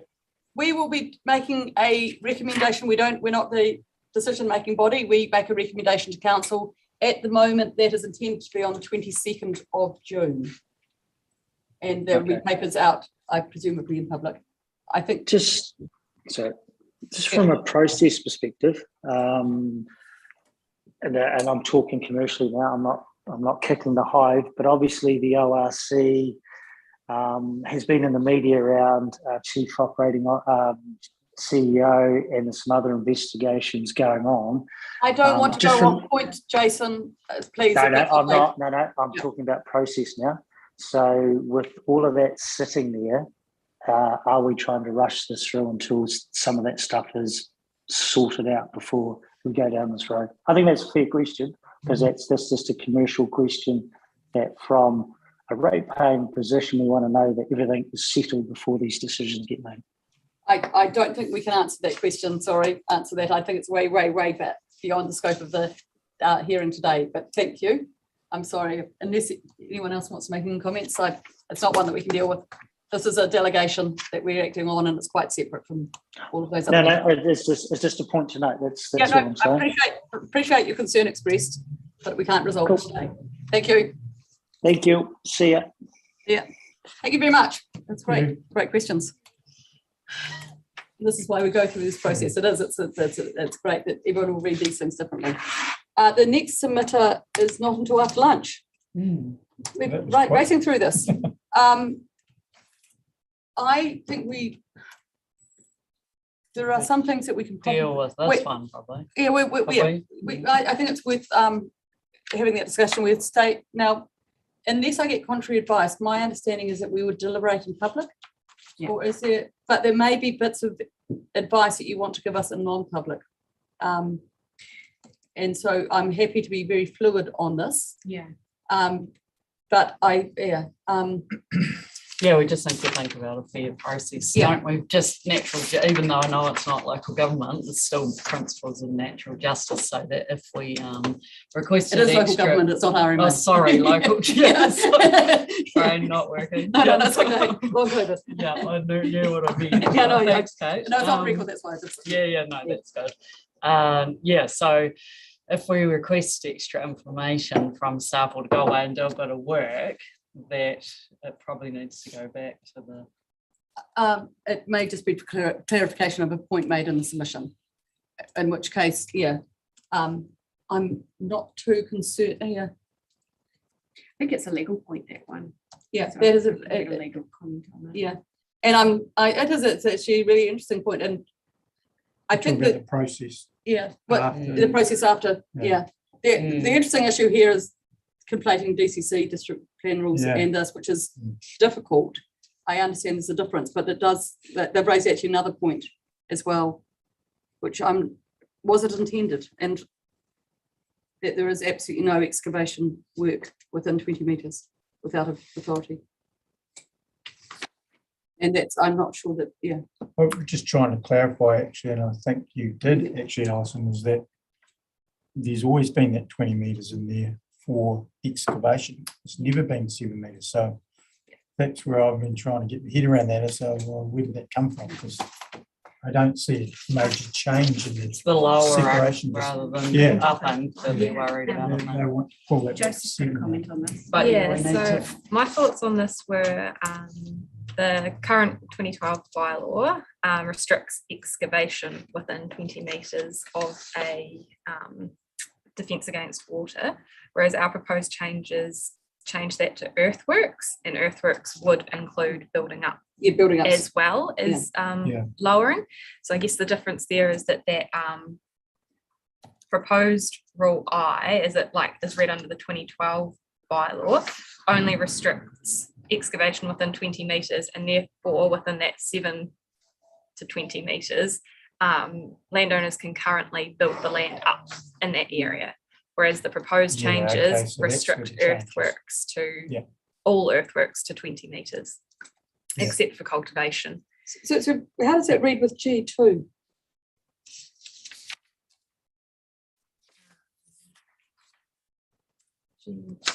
Because isn't that earthworks? That was the excavation. Or was it anything? Yeah. But that's 7 metres, but You're limiting it to 20 minutes, 20 meters in I. Which one? Yeah. And so one wants to be clear about what the intent is here. Yeah. And also not have something that's ambiguous, that one relies under one rule and then gets caught under the other.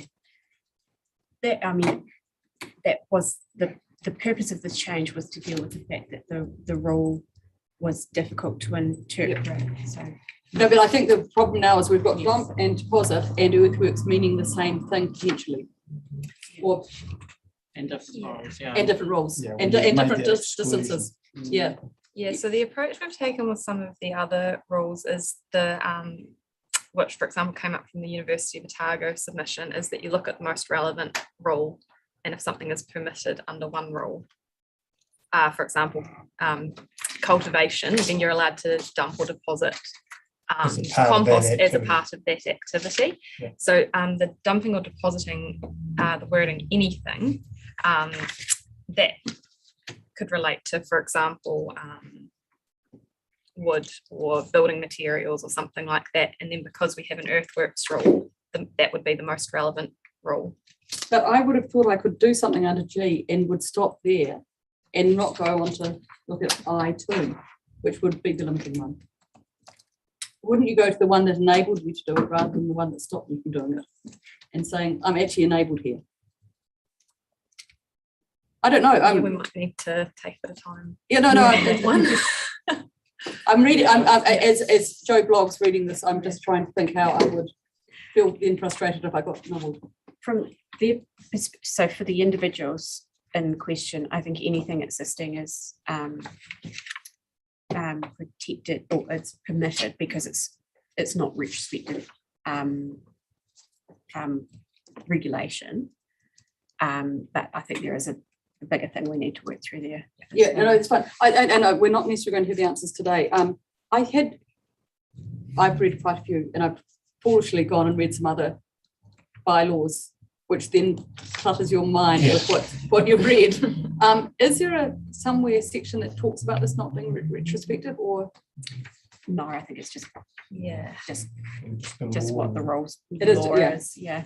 We have mentioned it in the summary of submissions report in relation to the University of Otago submission. That might be where I did that. Thank you.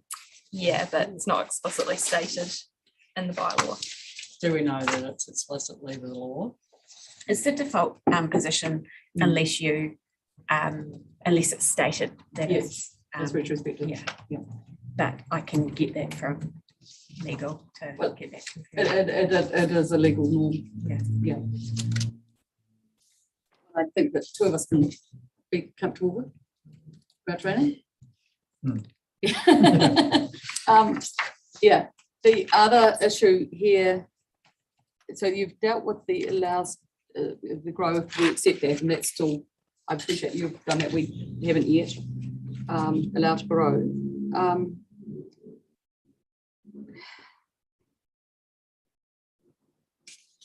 That idea of having plants that you can almost authorise, is that difficult to do?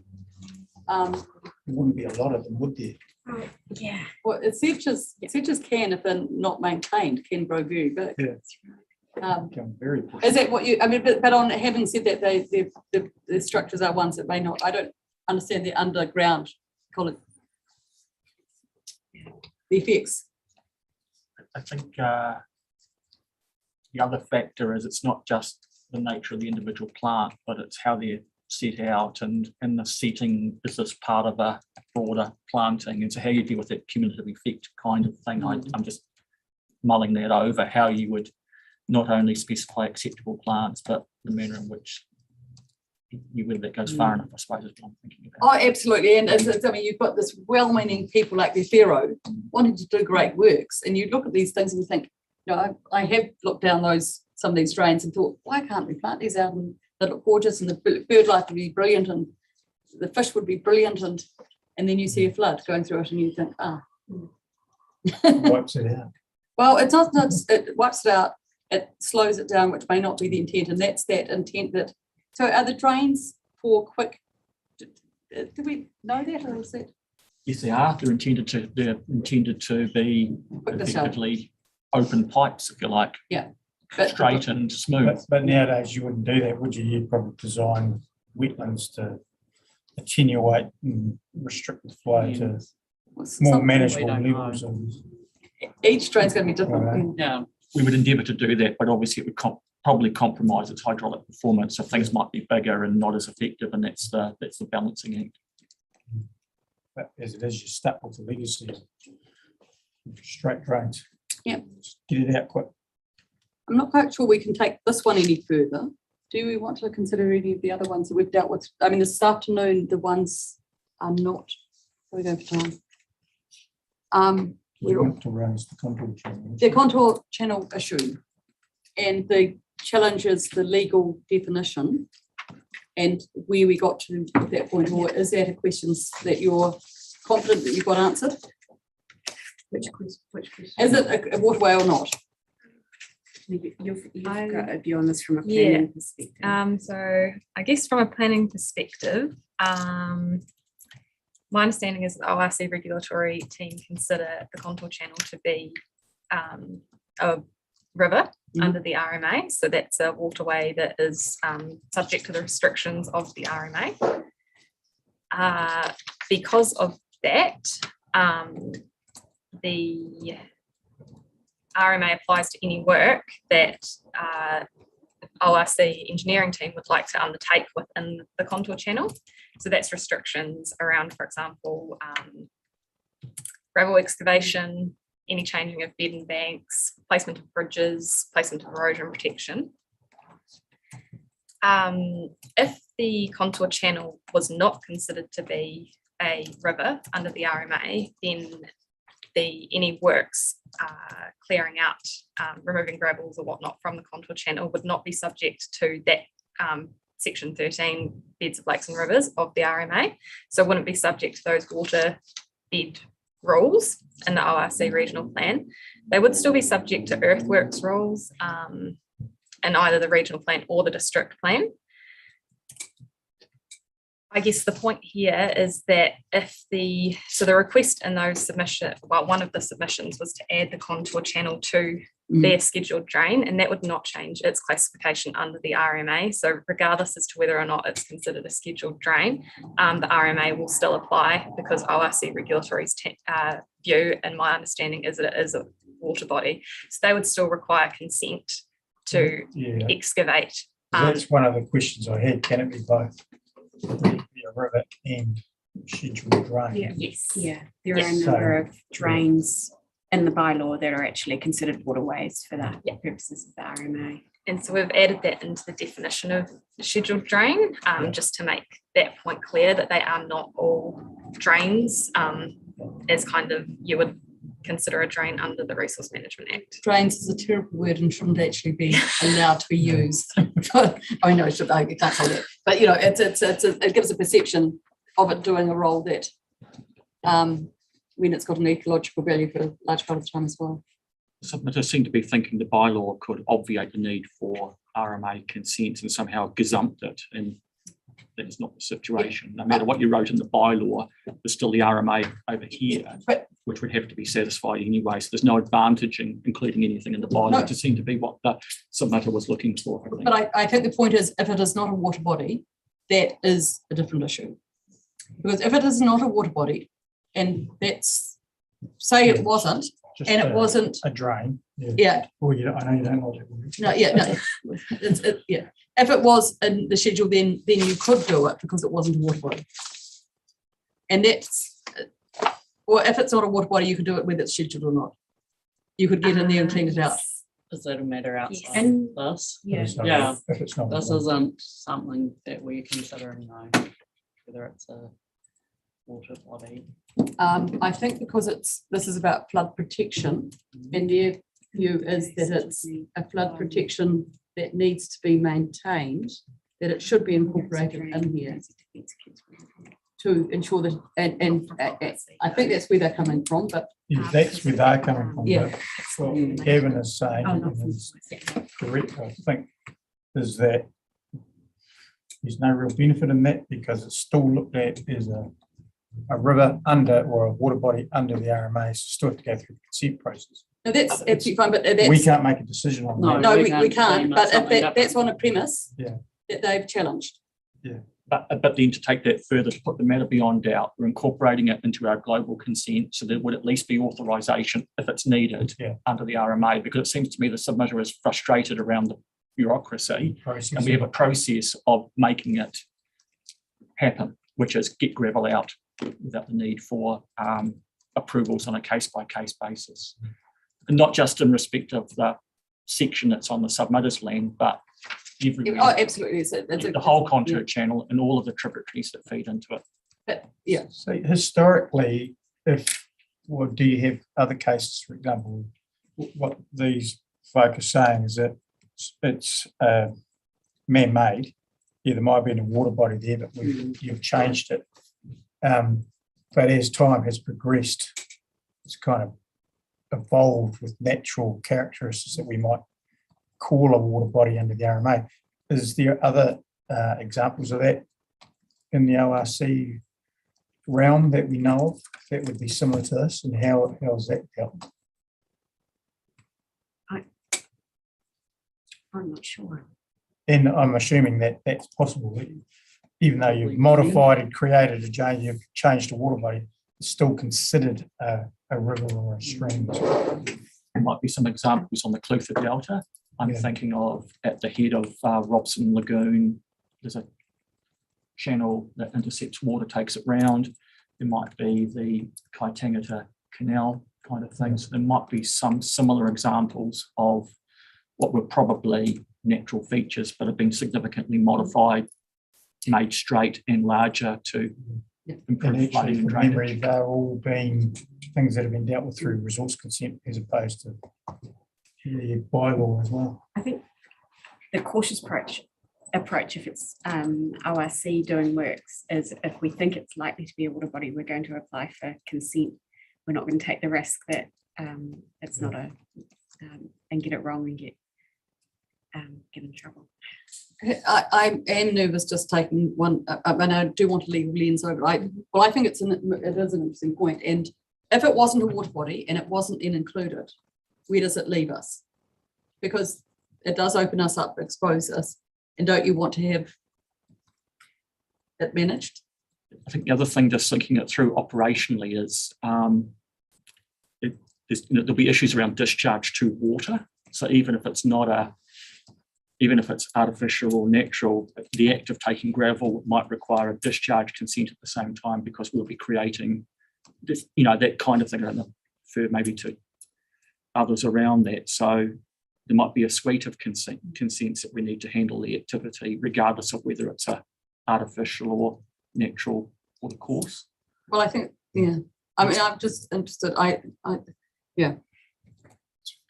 It's fraught. Yes. So your point on if it wasn't a natural water body, would classifying it as a scheduled drain allow for more maintenance or allow for more maintenance? Would it ensure? So the whole purpose of the bylaw is to provide for maintenance of it, and I think also to see the whole system as a whole, to a certain extent. We map the whole system to show that it is a system. If you exclude it and it's not a natural water body, where does it sit in that picture? Yes. Sorry, I was just going to interrupt. It is a Schedule 2 defence against water already, so it is identified. And there are other. Thank you. You've just reminded me. The question was, which schedule did they think it should be going under? It's currently in the second as defence against water, and the request was that it was added to 1 as a scheduled drain as well. Thank you. Yeah. And I think going back to your point, Kate, the purpose of the bylaw is for the regulation and protection of the asset. Yes. And not so much for allowing ORC to undertake their maintenance works of it. So it's all coming back to that, protection of the integrity and operation.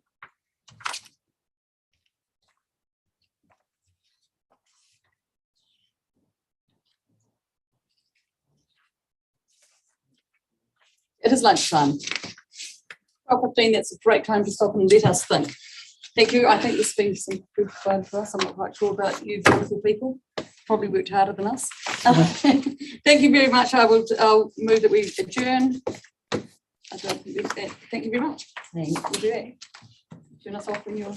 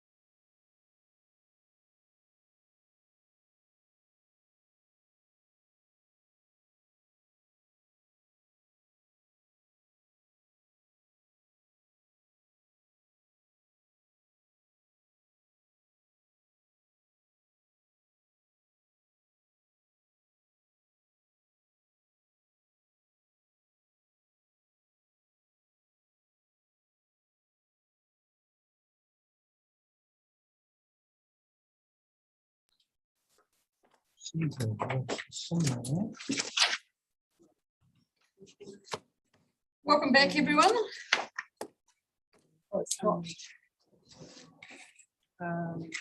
Yep. So just admitting Kevin Wood now. Excellent.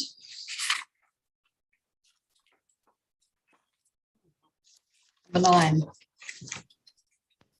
Welcome, Kevin. Thank you very much for joining us today.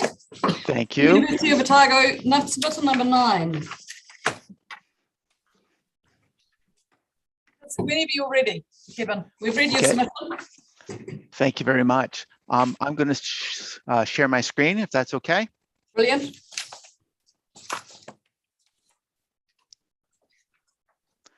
And I assume you can see this? Yes. So this is just the regular Google Maps. And so the area we're talking about is from up here on St. David Street past the main university buildings, and then back past the Castle lecture theaters and down towards the harbor area.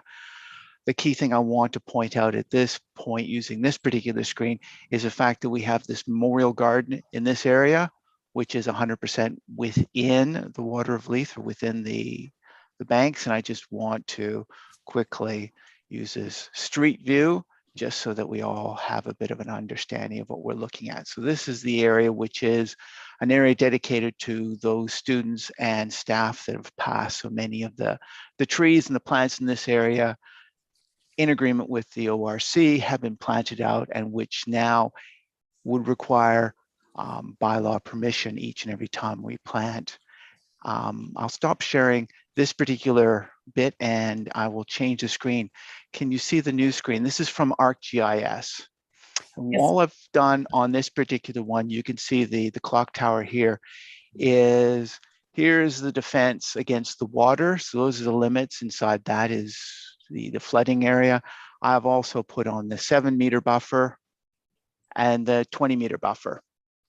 And just to give you an idea of what effect this has on the university, you can see the 20-meter buffer, which is for all earthworks, includes a considerable amount of the campus. And if I were to also turn on the layer, which is, say, for example, foul water, which is wastewater moving, you can see that there's an awful lot of foul water connections within those banks and around in this general area, giving you an indication that I understand the intent of the bylaw.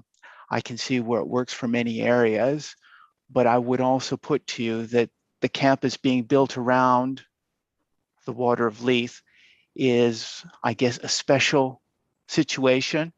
And what happens right now is if, for example, we needed any earthworks associated with the Richardson building, which we would touch the dirt and cause an excavation because we want to lay some new foundations. Each one of those is a bylaw application. And I know your staff are going to say that, well, we can apply for it. And that's true, we can apply for it. And each time is going to be at least $500. But my experience with the ORC is a lot of this work is then outsourced to external consultants, which turns into thousands of dollars. So currently we have what we have. I can see that in my submission that the comments around the flood bank itself were not taken into account, and that's okay.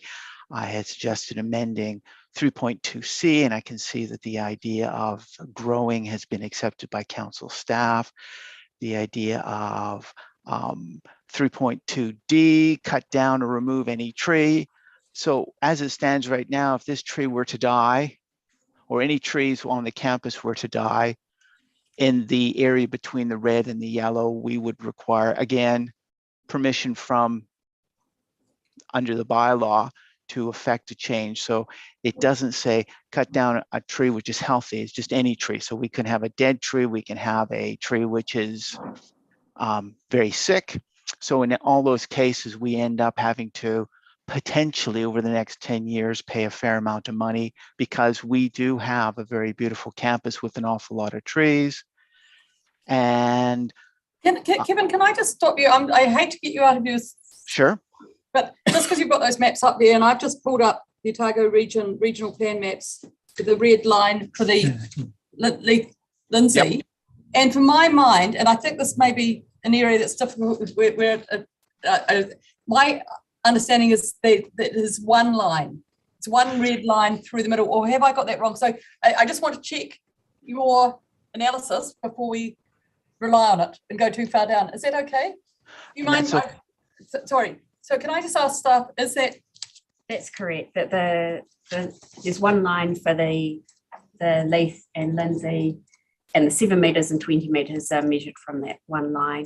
And it's a very thin line. Now, the problem is that you possibly haven't seen the map view that gives that line, and I can totally appreciate why not, because I didn't understand where to get it either. So am I to understand that the line for the Leith Lindsay is a line which goes down the very middle of the water course? It doesn't have anything to do with the area that floods. It's just the center line of the Leith Lindsay.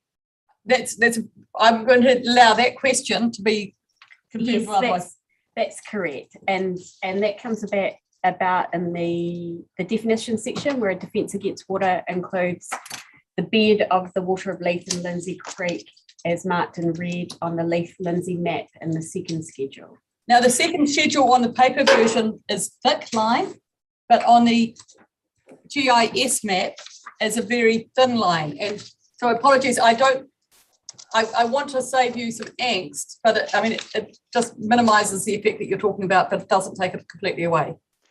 Okay, and I've seen the paper version, and it is basically, because of the scale, it is fairly wide. I have not seen the GIS, and based on the words, the bed is not the center line of the water course, it is the entire bed. And because there have been this flood protection works, and there's quite a steep wall on this side, I guess I had taken it to be the area which would be anticipated to the top of the flood banks. So that's why I've drawn a slightly wider area. But if you want, I can take a look and measure distances. So we can see that from the center line to the 20-meter line. So for Earthworks, you can see the little tool. So we're still talking about a fair bit of the campus. So I guess I was just coming up to remove or alter any structure, the 3.2F. As you can tell, there are lots of bridges and lots of buildings which are basically they cross the Leith in this area. And the way the wording is, it is quite explicit. It says remove or alter any structure. So, I mean, we had talked, I have touched base with the council staff beforehand, and we talked a little bit about de minimis, so that'd be painting. But if I needed to put a new power conduit underneath one of our buildings, that would trigger yet the require for a bylaw permit. And is that really the intent? And then the final point that I come up to is, I guess that dump or dispose has been 3.2G looks like it's been resolved, but 3.2F, Earthworks, I still don't see how tending a garden or having to fix a footpath or install a new bollard or join a new sewer or dig up a sewer when we're so close to the Leith Lindsay. In so many cases, we're going to be triggering that legitimately many times a year. And to get a global consent feels like that would be difficult, because it would be undermining the intent of the bylaw itself. So the university, because of our position, is very in close, intimate contact with the Leith Lindsay the entire time. The bylaws I can see working at a broad brush, but I'm pointing out that there's a lot of finesse at this particular location, and all the university is looking for is a recognition and possibly some reduction in being caught so many times by a bylaw that most people will never really look at. Thank you. The situation with the Leith Lindsay, and it's a substantial length of line, and you've almost raised another issue, if I can ask a question, is that someone in Melbourne Street who took a tree down in their garden unknowingly, would they then have breached the bylaw?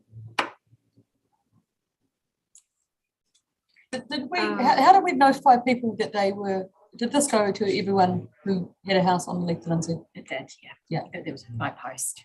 Yeah. Yeah. Sorry, other question, sorry. Thank you. Sorry. Hi, Kevin. Hi. Outside of removing that part of the flood protection works that you've promoted in your bylaw or getting a global consent, how could that, how could the clauses, the relevant rules be massaged to accommodate you? I think I saw a lot of detail like around the gardening. And is it possible to massage them to actually get your result? I understand the concern.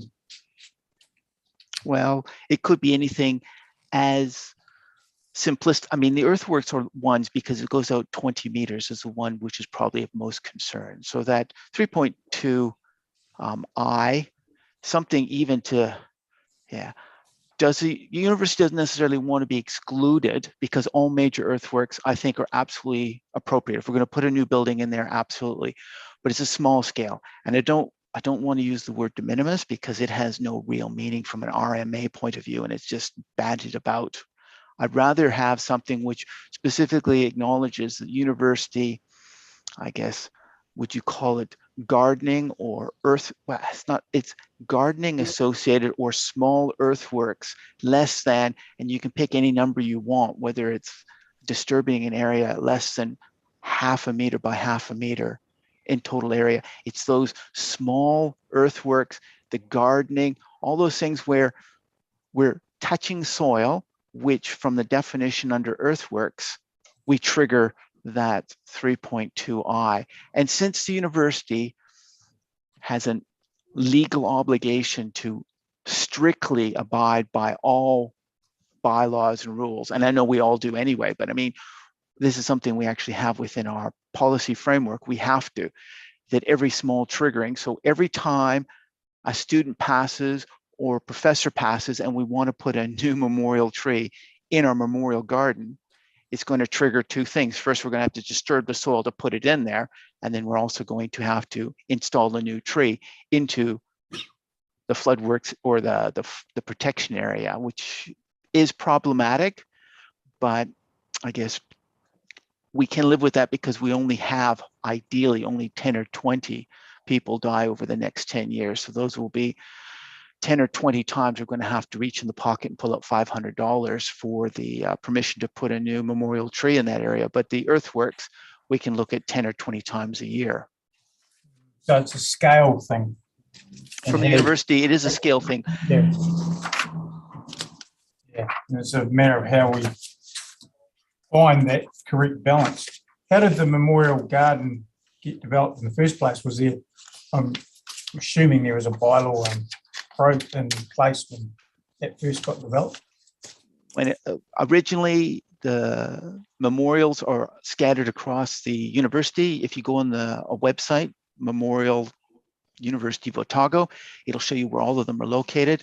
My understanding, and since I've only been here for 3 years, is the university was looking at, I guess, putting more memorials in one place. And when Sarah Gardner was part of the ORC and the redevelopment of the Leith Lindsay was occurring about 5-8 years ago, in the planning stages, we'd asked permission and received tacit approval that we could start establishing our Leith Lindsay memorial, or the memorial area close to the Leith Lindsay. And yes, we acknowledge that when there's a big flood, we may lose some trees, but it was something which we could always replant. And it was a very, I guess, contemplative area of the campus where people could actually go and take a look at loved ones. But effectively, that's disappeared with this bylaw. To some extent, it's a lot less onerous than what the original version, where you couldn't allow to grow.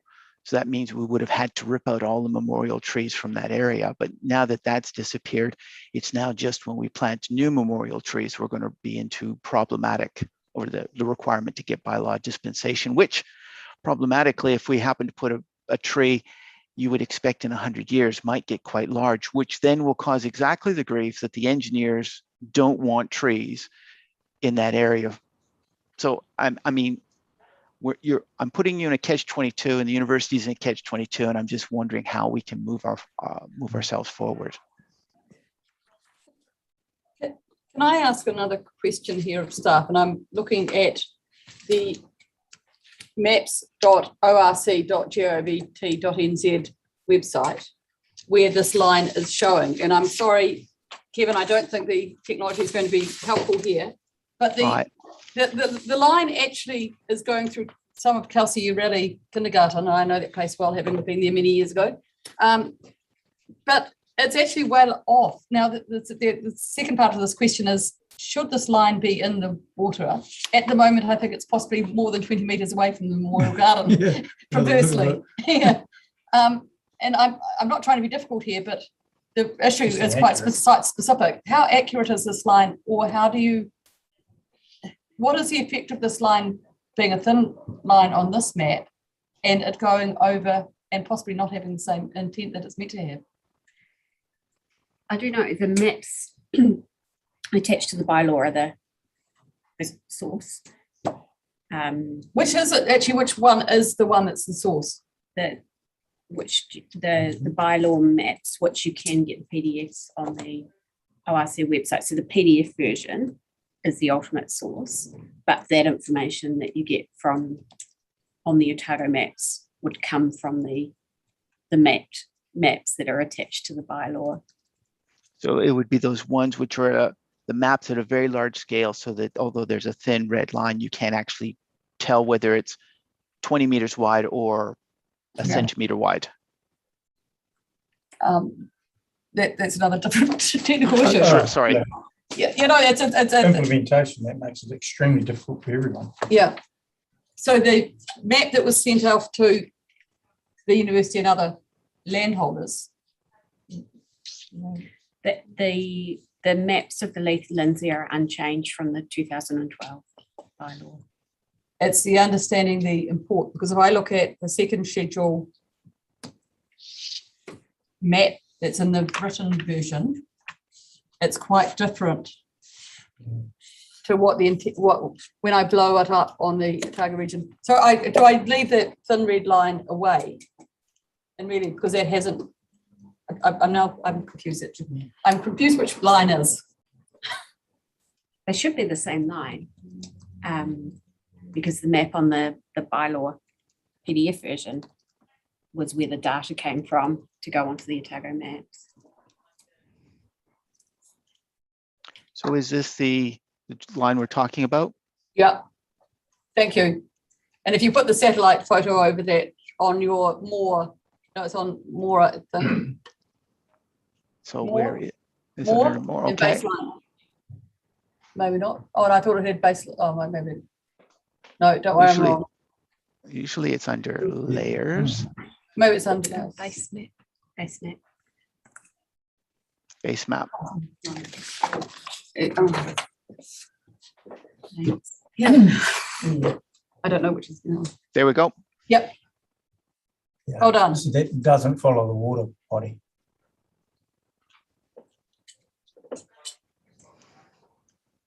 Might have been the old channel. And I assume that's legally what it was. I'm actually not quite sure that I can tell. I mean, I think that's the intent, but when you go along that line through, it goes. Certainly, if you go up to Melbourne Street, it feels quite different from looking at this one. And I imagine that would be the case throughout the urban area. Yeah. Like it's not such a problem in the rural areas. No. But it's where you've got development right on its doorstep. Okay, so if I go up here.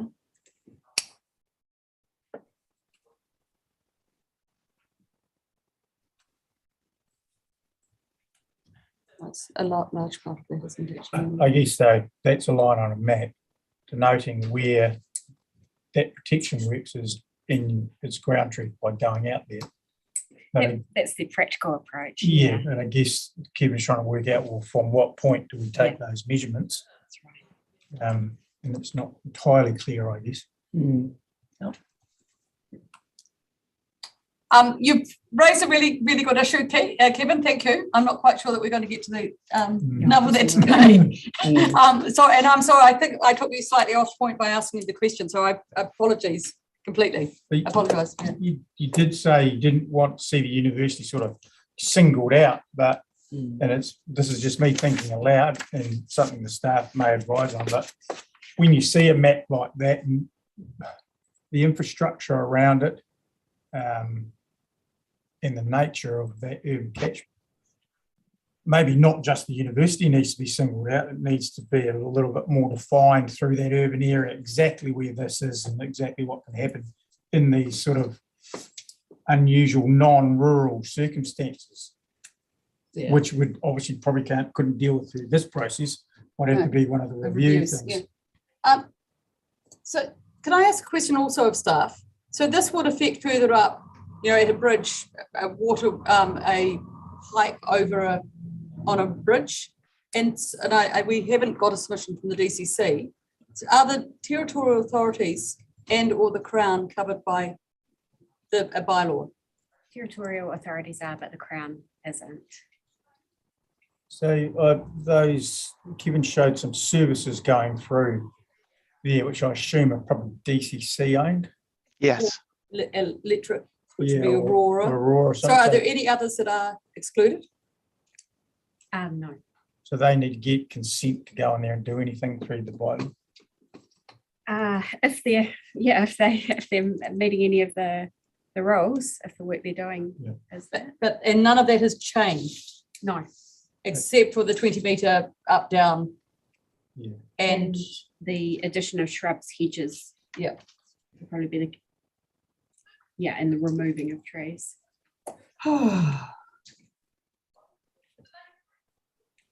Any other questions? I'm sorry, Kevin, you have gone right through your submission. Was there anything else you want to add now that we've raised this issue with you?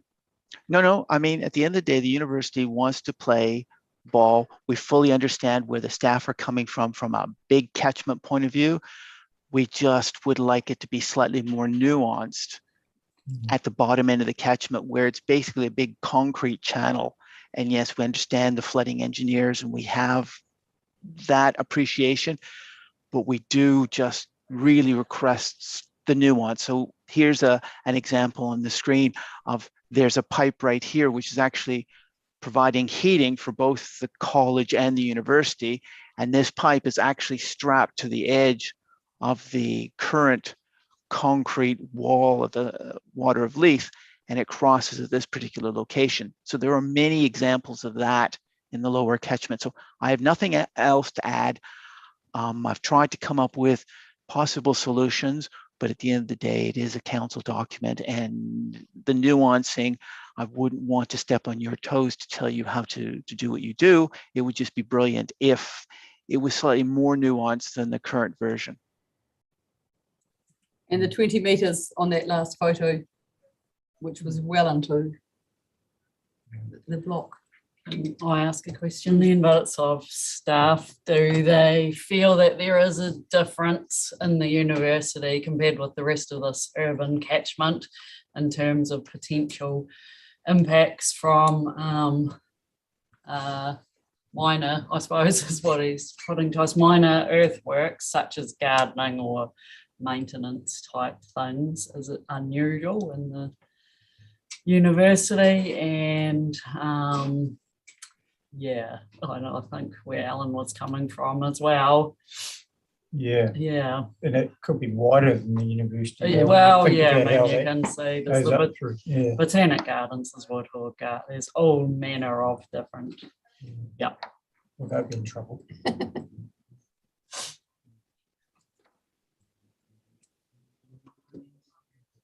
Any different? Well, I expect this part of the lease would be subject to more renewal development than other parts by virtue of what it is. So it probably is a bit different from a land use point of view. Maybe politics in the same category, but if you compare it to other places, I think people would not be doing the amount of activity that the university would be.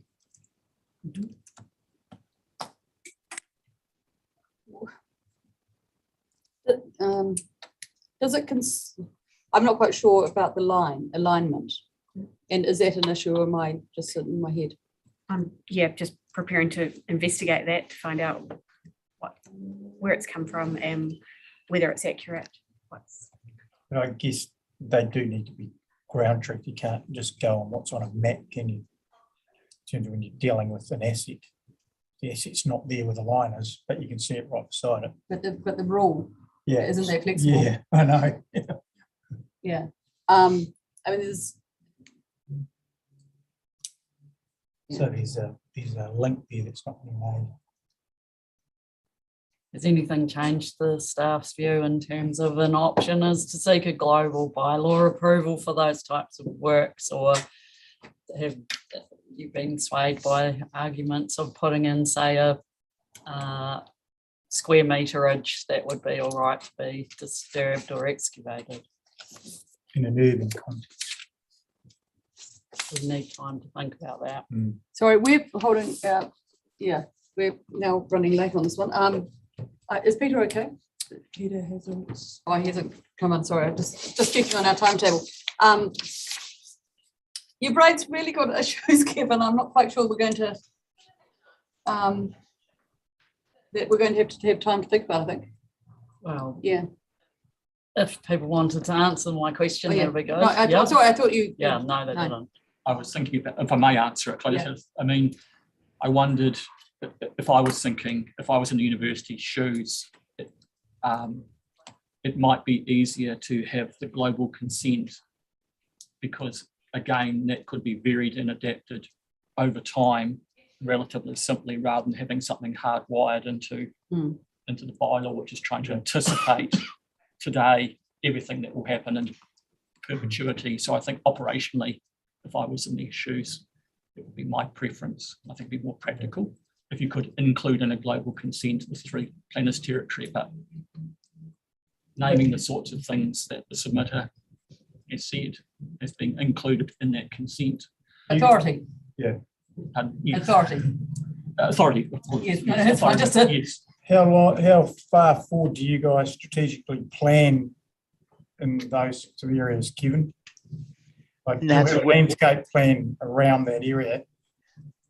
And again, we do have annual plans, but we all own homes, and we know that adverse weather can throw spanners in the works, and we need to be, I guess, slightly reactive. And I guess that's my only concern about a global consent, is it will be after this is closed off, and it'll be between myself and staff will probably want to be conservative as possible. So we'll end up with a bunch of conditions which I guess constrain flexibility to the point that we may end up with having to get essentially a permit for every time we breach the bylaw. So it feels, from the university's point of view, we're going down a path of, let's keep as few words in the bylaw as possible, keep it as broad brush as possible, and not really acknowledge that there's any sort of nuance. I agree, it hasn't really changed very much from the last bylaw, which was very unnuanced. If there's a possibility of getting it in the bylaw, that would be my preference. If we have to go down a particular other path, well, we'll go down that path, but it will not be in any way, shape, or form the university's first preference, because how does the university predict that a sewer gets blocked so that during the summer, when there's not a high rainfall event predicted, that we need to lift up a few of the cobbles and do something, but it turns out it's 8 square meters as opposed to half a square meter. So it's our R&M, repairs and maintenance. How does that fit within an urban context to a bylaw which is written more for a rural environment? So I know I'm getting into levels of detail, and I apologize for that. I'm going over time, and I apologize for that. It's just, how do we get something slightly more nuanced without causing staff too many fits or make this too unworkable? So I don't actually have an answer, so I can't answer that. So I guess that's probably where I have to leave it. My preference would be to sort it now within the bylaw. If it can't be sorted, I feel that probably just revert to, we'll have to apply for a new permit each and every time, which then there's just a cost against the public purse. Wouldn't it be possible to include in a global bylaw maintenance of existing structures, which would include pipes and things like that, or emergency works? And that would be absolutely brilliant if that could be worked. But my experience is that there'll have to be people will look at worst case scenarios, and therefore they'll want to make sure it is as minor as possible. And therefore there will be 27 conditions keeping it as minor as possible, which then reduces the usability of a general scope sort of permit. Don't know if that would be the case, because if you're maintaining, for example, use the infrastructure thing, and you're saying you're going over 8 square meters instead of what the rule might say is 5. Yep. That's what your global consent would allow for, because you're pretty much going to put it back to where it was, and that's what staff will be concerned about. Happy for you to do your maintenance, just make sure you don't change the contour or do anything else. Because I'm thinking loud, and it's probably outside the scope of this, but I'm pretty sure you could come up with a global consent that would deal with those concerns. If we could, that would be absolutely brilliant. So if that type of thought was behind it, Alan, that'd be great. But my experience is usually it doesn't work out that way. So I'm happy to leave it at this. Thank you very much, Kevin. That's okay, great. thank you. Thank you. That's why we do these processes. Thank you. Have we got Peter waiting? No, we don't. Did we hear back from him confirming he wanted to be heard? He said he wanted to be heard and he was sent the time, but he hasn't. Okay. About the mysterious number 7. Whether they confirm. Yeah. Wanted to. They may have been happy with, I can't remember the resolution that you suggested for number 2. We'll go back there quickly and have a. It was a rating issue. Number 7, you mean? No, number 2. Oh, sorry. Yeah, I just can't remember what page it was on. Right at the back. Yeah, thank you. All them rating issues around our ticket system. And I think the staff had said that they are not matters that we can deal with. Slowly getting there. One more page. Yeah, that's right. They're right there with you here. Yeah.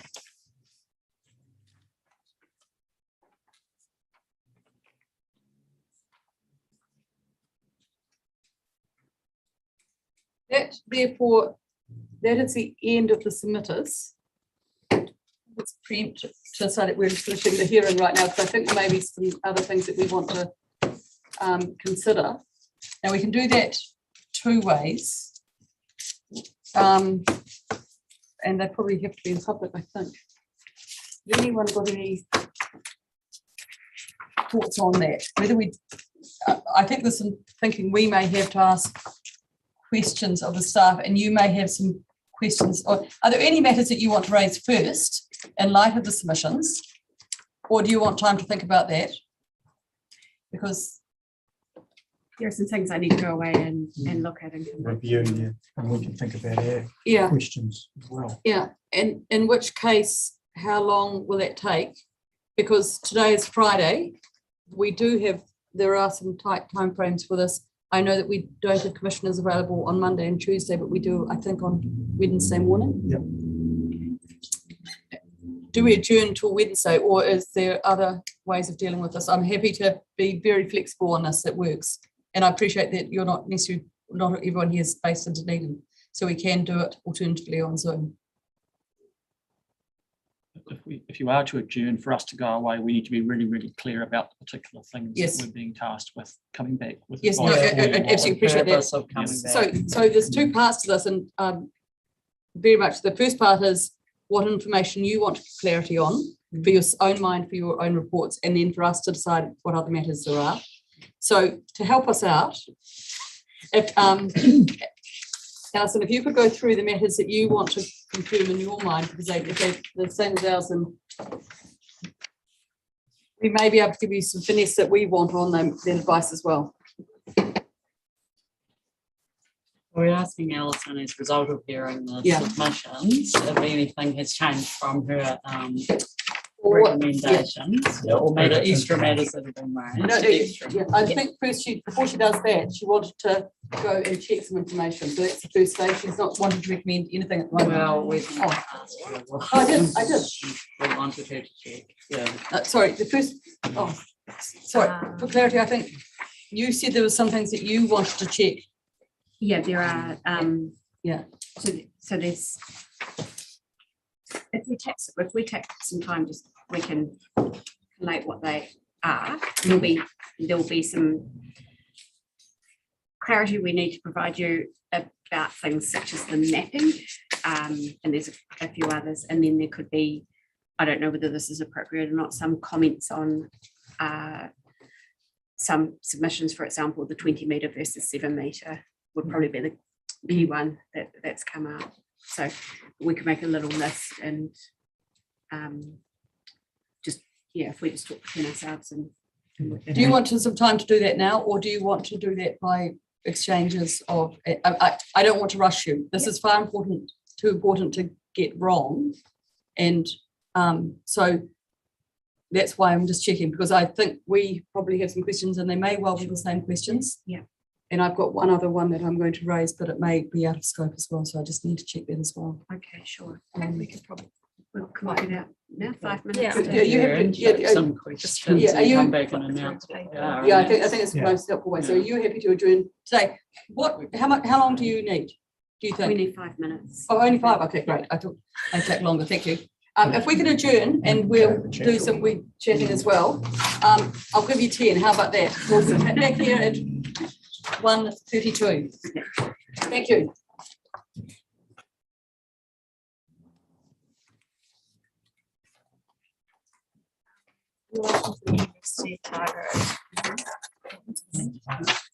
I wonder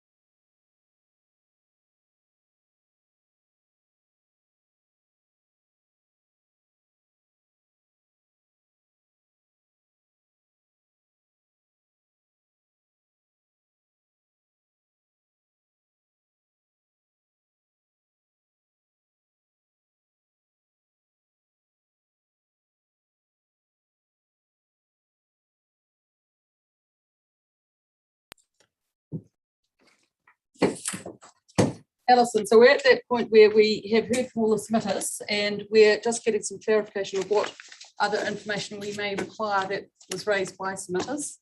What are the matters that you would like to consider more before, or are there other matters that you'd like to consider more? Thanks, Councillor Wilson. There are a list of things that have come up in the submissions. From the university submission, we're wanting to look at whether there are some exceptions that we can add in around utility maintenance and repair and adding gardening into the cultivation exception. We want to look at the napping of the leaf Lindsay just to get some clarity on that since it's come up. We want to look at the submission made by Ms. Peters and co around the excavation provisions and how they might apply. We'd like to look at the excavation sensitive provisions raised by Mr. Bryant, just to see the reports that he's referred to. That's the Golden report. Yeah, that's the Golden report. Yeah. You're 100% on us so far. Oh, great. And we want to get some direction, legal direction on the objections, timeframes, and also what information we'd be expecting at the point an objection's made. And that's the list.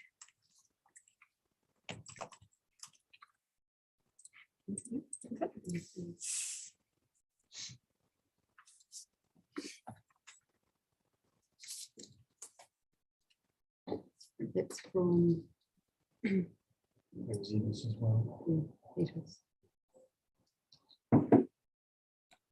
There's one question came from Colin and Jamila's, Colin Skirt and Jamila's, and I just want to turn this round to see if it's an issue or not.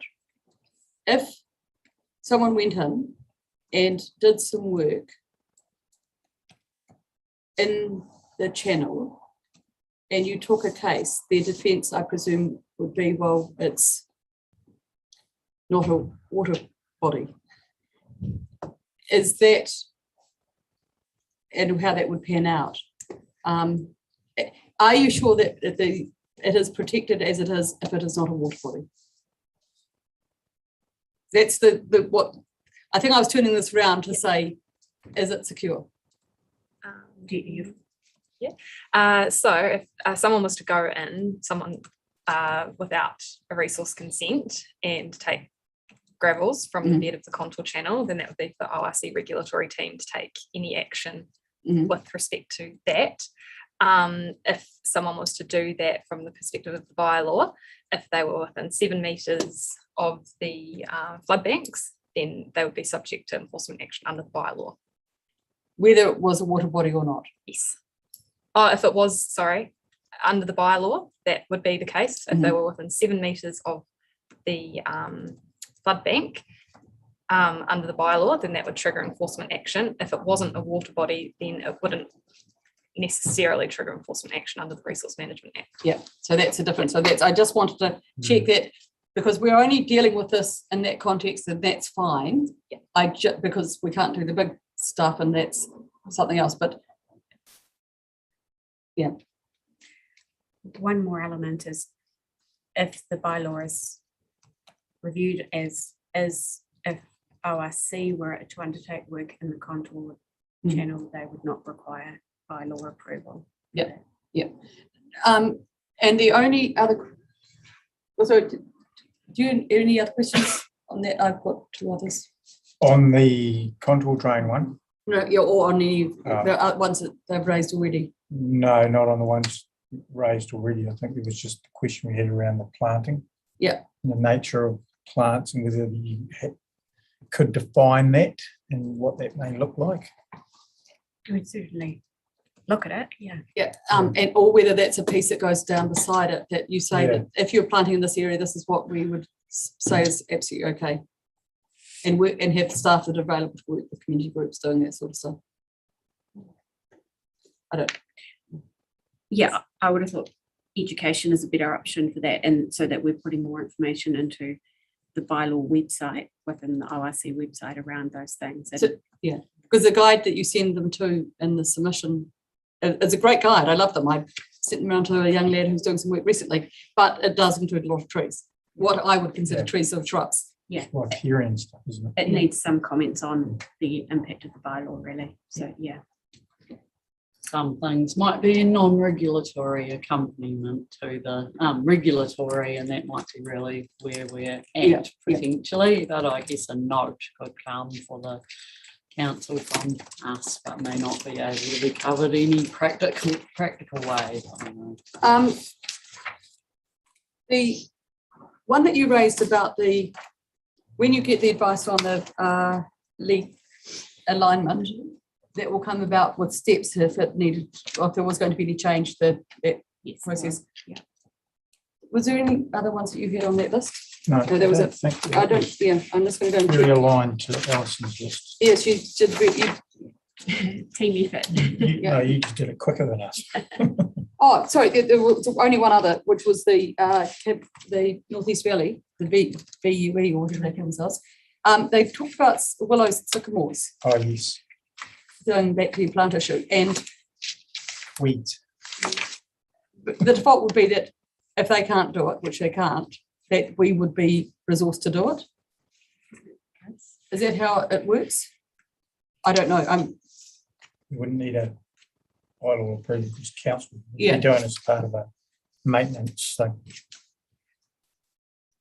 I don't know about the responsibility for doing the work, but if it's maintenance by us, yeah, no bylaw would be required under the new. But either they could do it under an authority. Yeah. Or, but if, the question is there a responsibility with a pest plant like sycamores for us to do it as a default? And maybe not. I don't know the answer, No. sorry. Well, it'll be the landowner, and of course, Lindsay Creek is mostly in private ownership right out through the channel. So So well, this comes down to the efficiency question. It is a private landowner, and we've now requiring that to do that work, to do their pest job would be a $300 application fee with possibly more costs. Possibly, yeah. And that's we'd hope to be a streamline. I don't know. Can't Might be a fix it. question for them to consider as well. Yeah. Like DCC doesn't charge any fees for applications of scheduled trees. Yeah.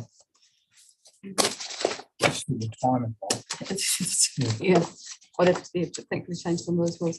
And the only last one was, when I raised, look, it may well be out of scope, and I'm just raising it. The very first one, and this is, I just got a bit confused when I first started reading this, and there may not be scope. So activities requiring bylaw authority. Nothing in this bylaw applies to the council employees or persons authorised by council undertaking. So that maintenance or emergency works on those flood protection works subject to the bylaw. So that authorisation there is for contractors, or is it that you can, say the university needs to do an emergency work, would they be authorised as well under that? Is that an exception clause? Or is that authorisation really not, it confuses the word authorised with the other authority? Does that make sense? How do you authorise it? Yeah. Well, yeah, I think that's to cover employees and contractors. The intention is for it to cover ORC and their employees and contractors. Yeah. But not, so it's just a double word of authority. Yeah. Is it, if it's not within scope, that's absolutely fine, but I'm just raising it to be changed. Yeah, it doesn't match the defined word of authorization. Yeah. The intention is to deal with council employees and contractors, not for it to be wider. So we could look at the wording on that as well. If it's within scope, and that's it's just that thing. But and then the emergency work is interesting because it's just a conversation we had about if the university needed to do emergency work. Yeah, or what happens? A drain's blocked, like a foul sewers blocked or something like that. Yeah. What happens then? They still have to come to you for consent first. Strictly, yes.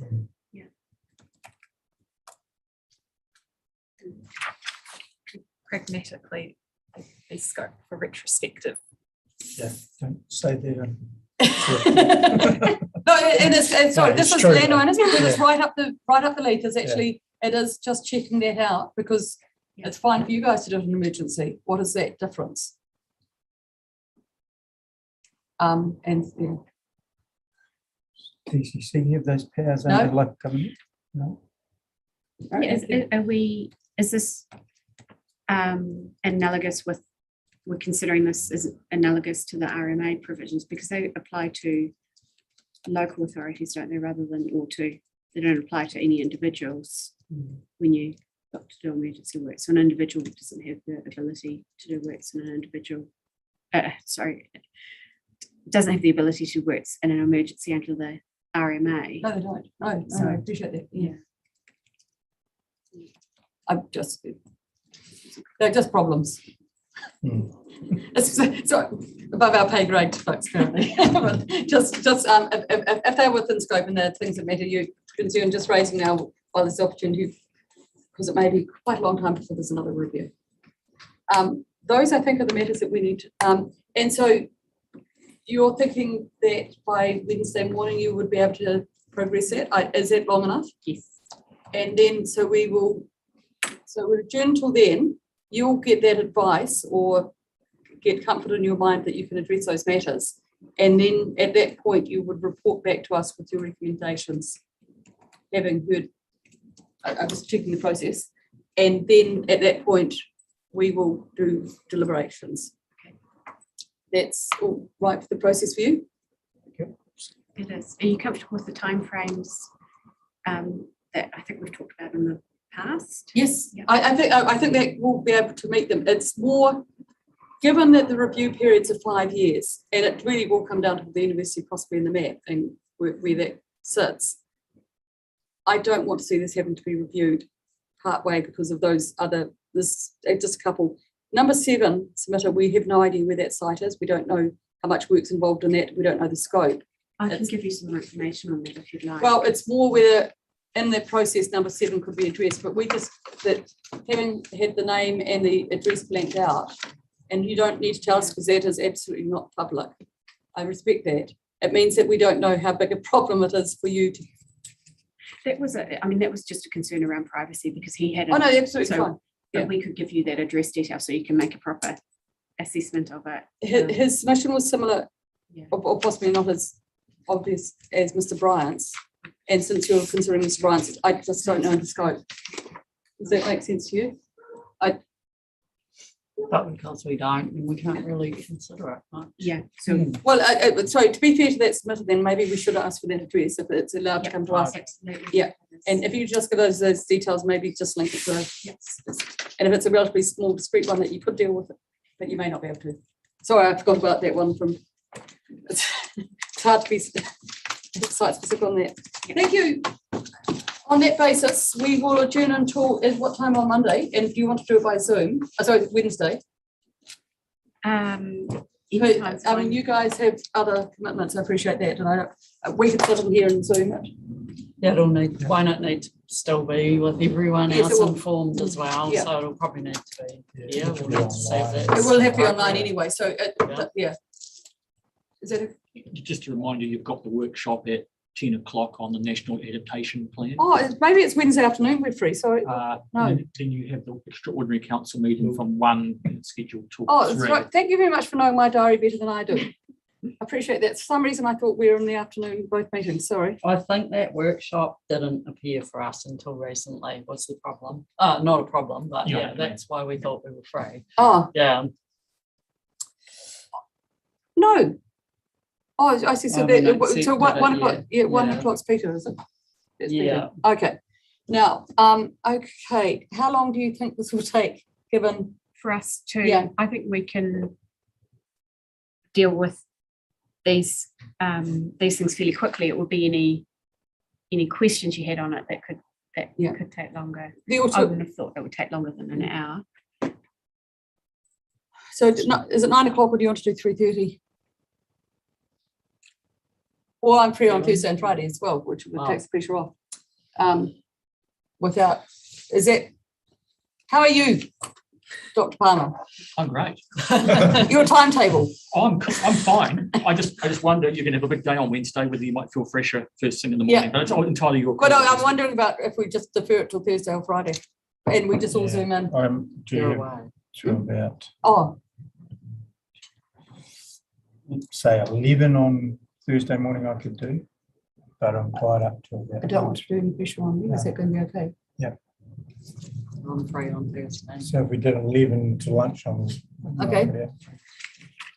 How is everyone else? Because this is not something to us to put upon you. It should be fine. I can just check council chambers. And... Well, no, we don't possibly need. It may all be on Zoom. Okay. I'm thinking. How would you feel? Do you want to? Yeah, do any even us meeting on where we or can not? manage. No, that'd be fine. If live that's streaming. Yeah, it's it's probably live streaming. because we're kind of in a position now. I can find Yeah, I think. Subject to what we Yeah. do. Yeah, subject to where I think we're. Yeah, it's the deliberating in public debate that is slightly more problematic. Yeah, from us all individually being on that, being zoomed out to the world. I don't know how that works. Yeah, you don't know. Well, I don't know how it works. These guys know. We can certainly find that out. Yeah. How are you feeling? Do you want to do it in person or? Maybe we should be here in person and then everyone else can Zoom. Yeah, we're going to need We'll have support to to be here. live stream it in here. So I don't know. We'll figure that out. Okay. Yeah. Okay, so it's 11 o'clock on Thursday. Is that okay? We will confirm whether it's live or by Zoom. I think we'll do. Yeah. And so we stand adjourned until 11 a.m. on Thursday, whatever date that is. 19th of May. Thank you very, very much, Thank everyone, you. for your time and energy. It's these things are always a interesting beast. Isn't it? Bylaw is a very interesting. Well, any hearing is because I really do enjoy hearings because you always get completely different. And when they come and speak to you. Well, there's always, you think it's clear what something says, but Yeah, it's really else good. doesn't.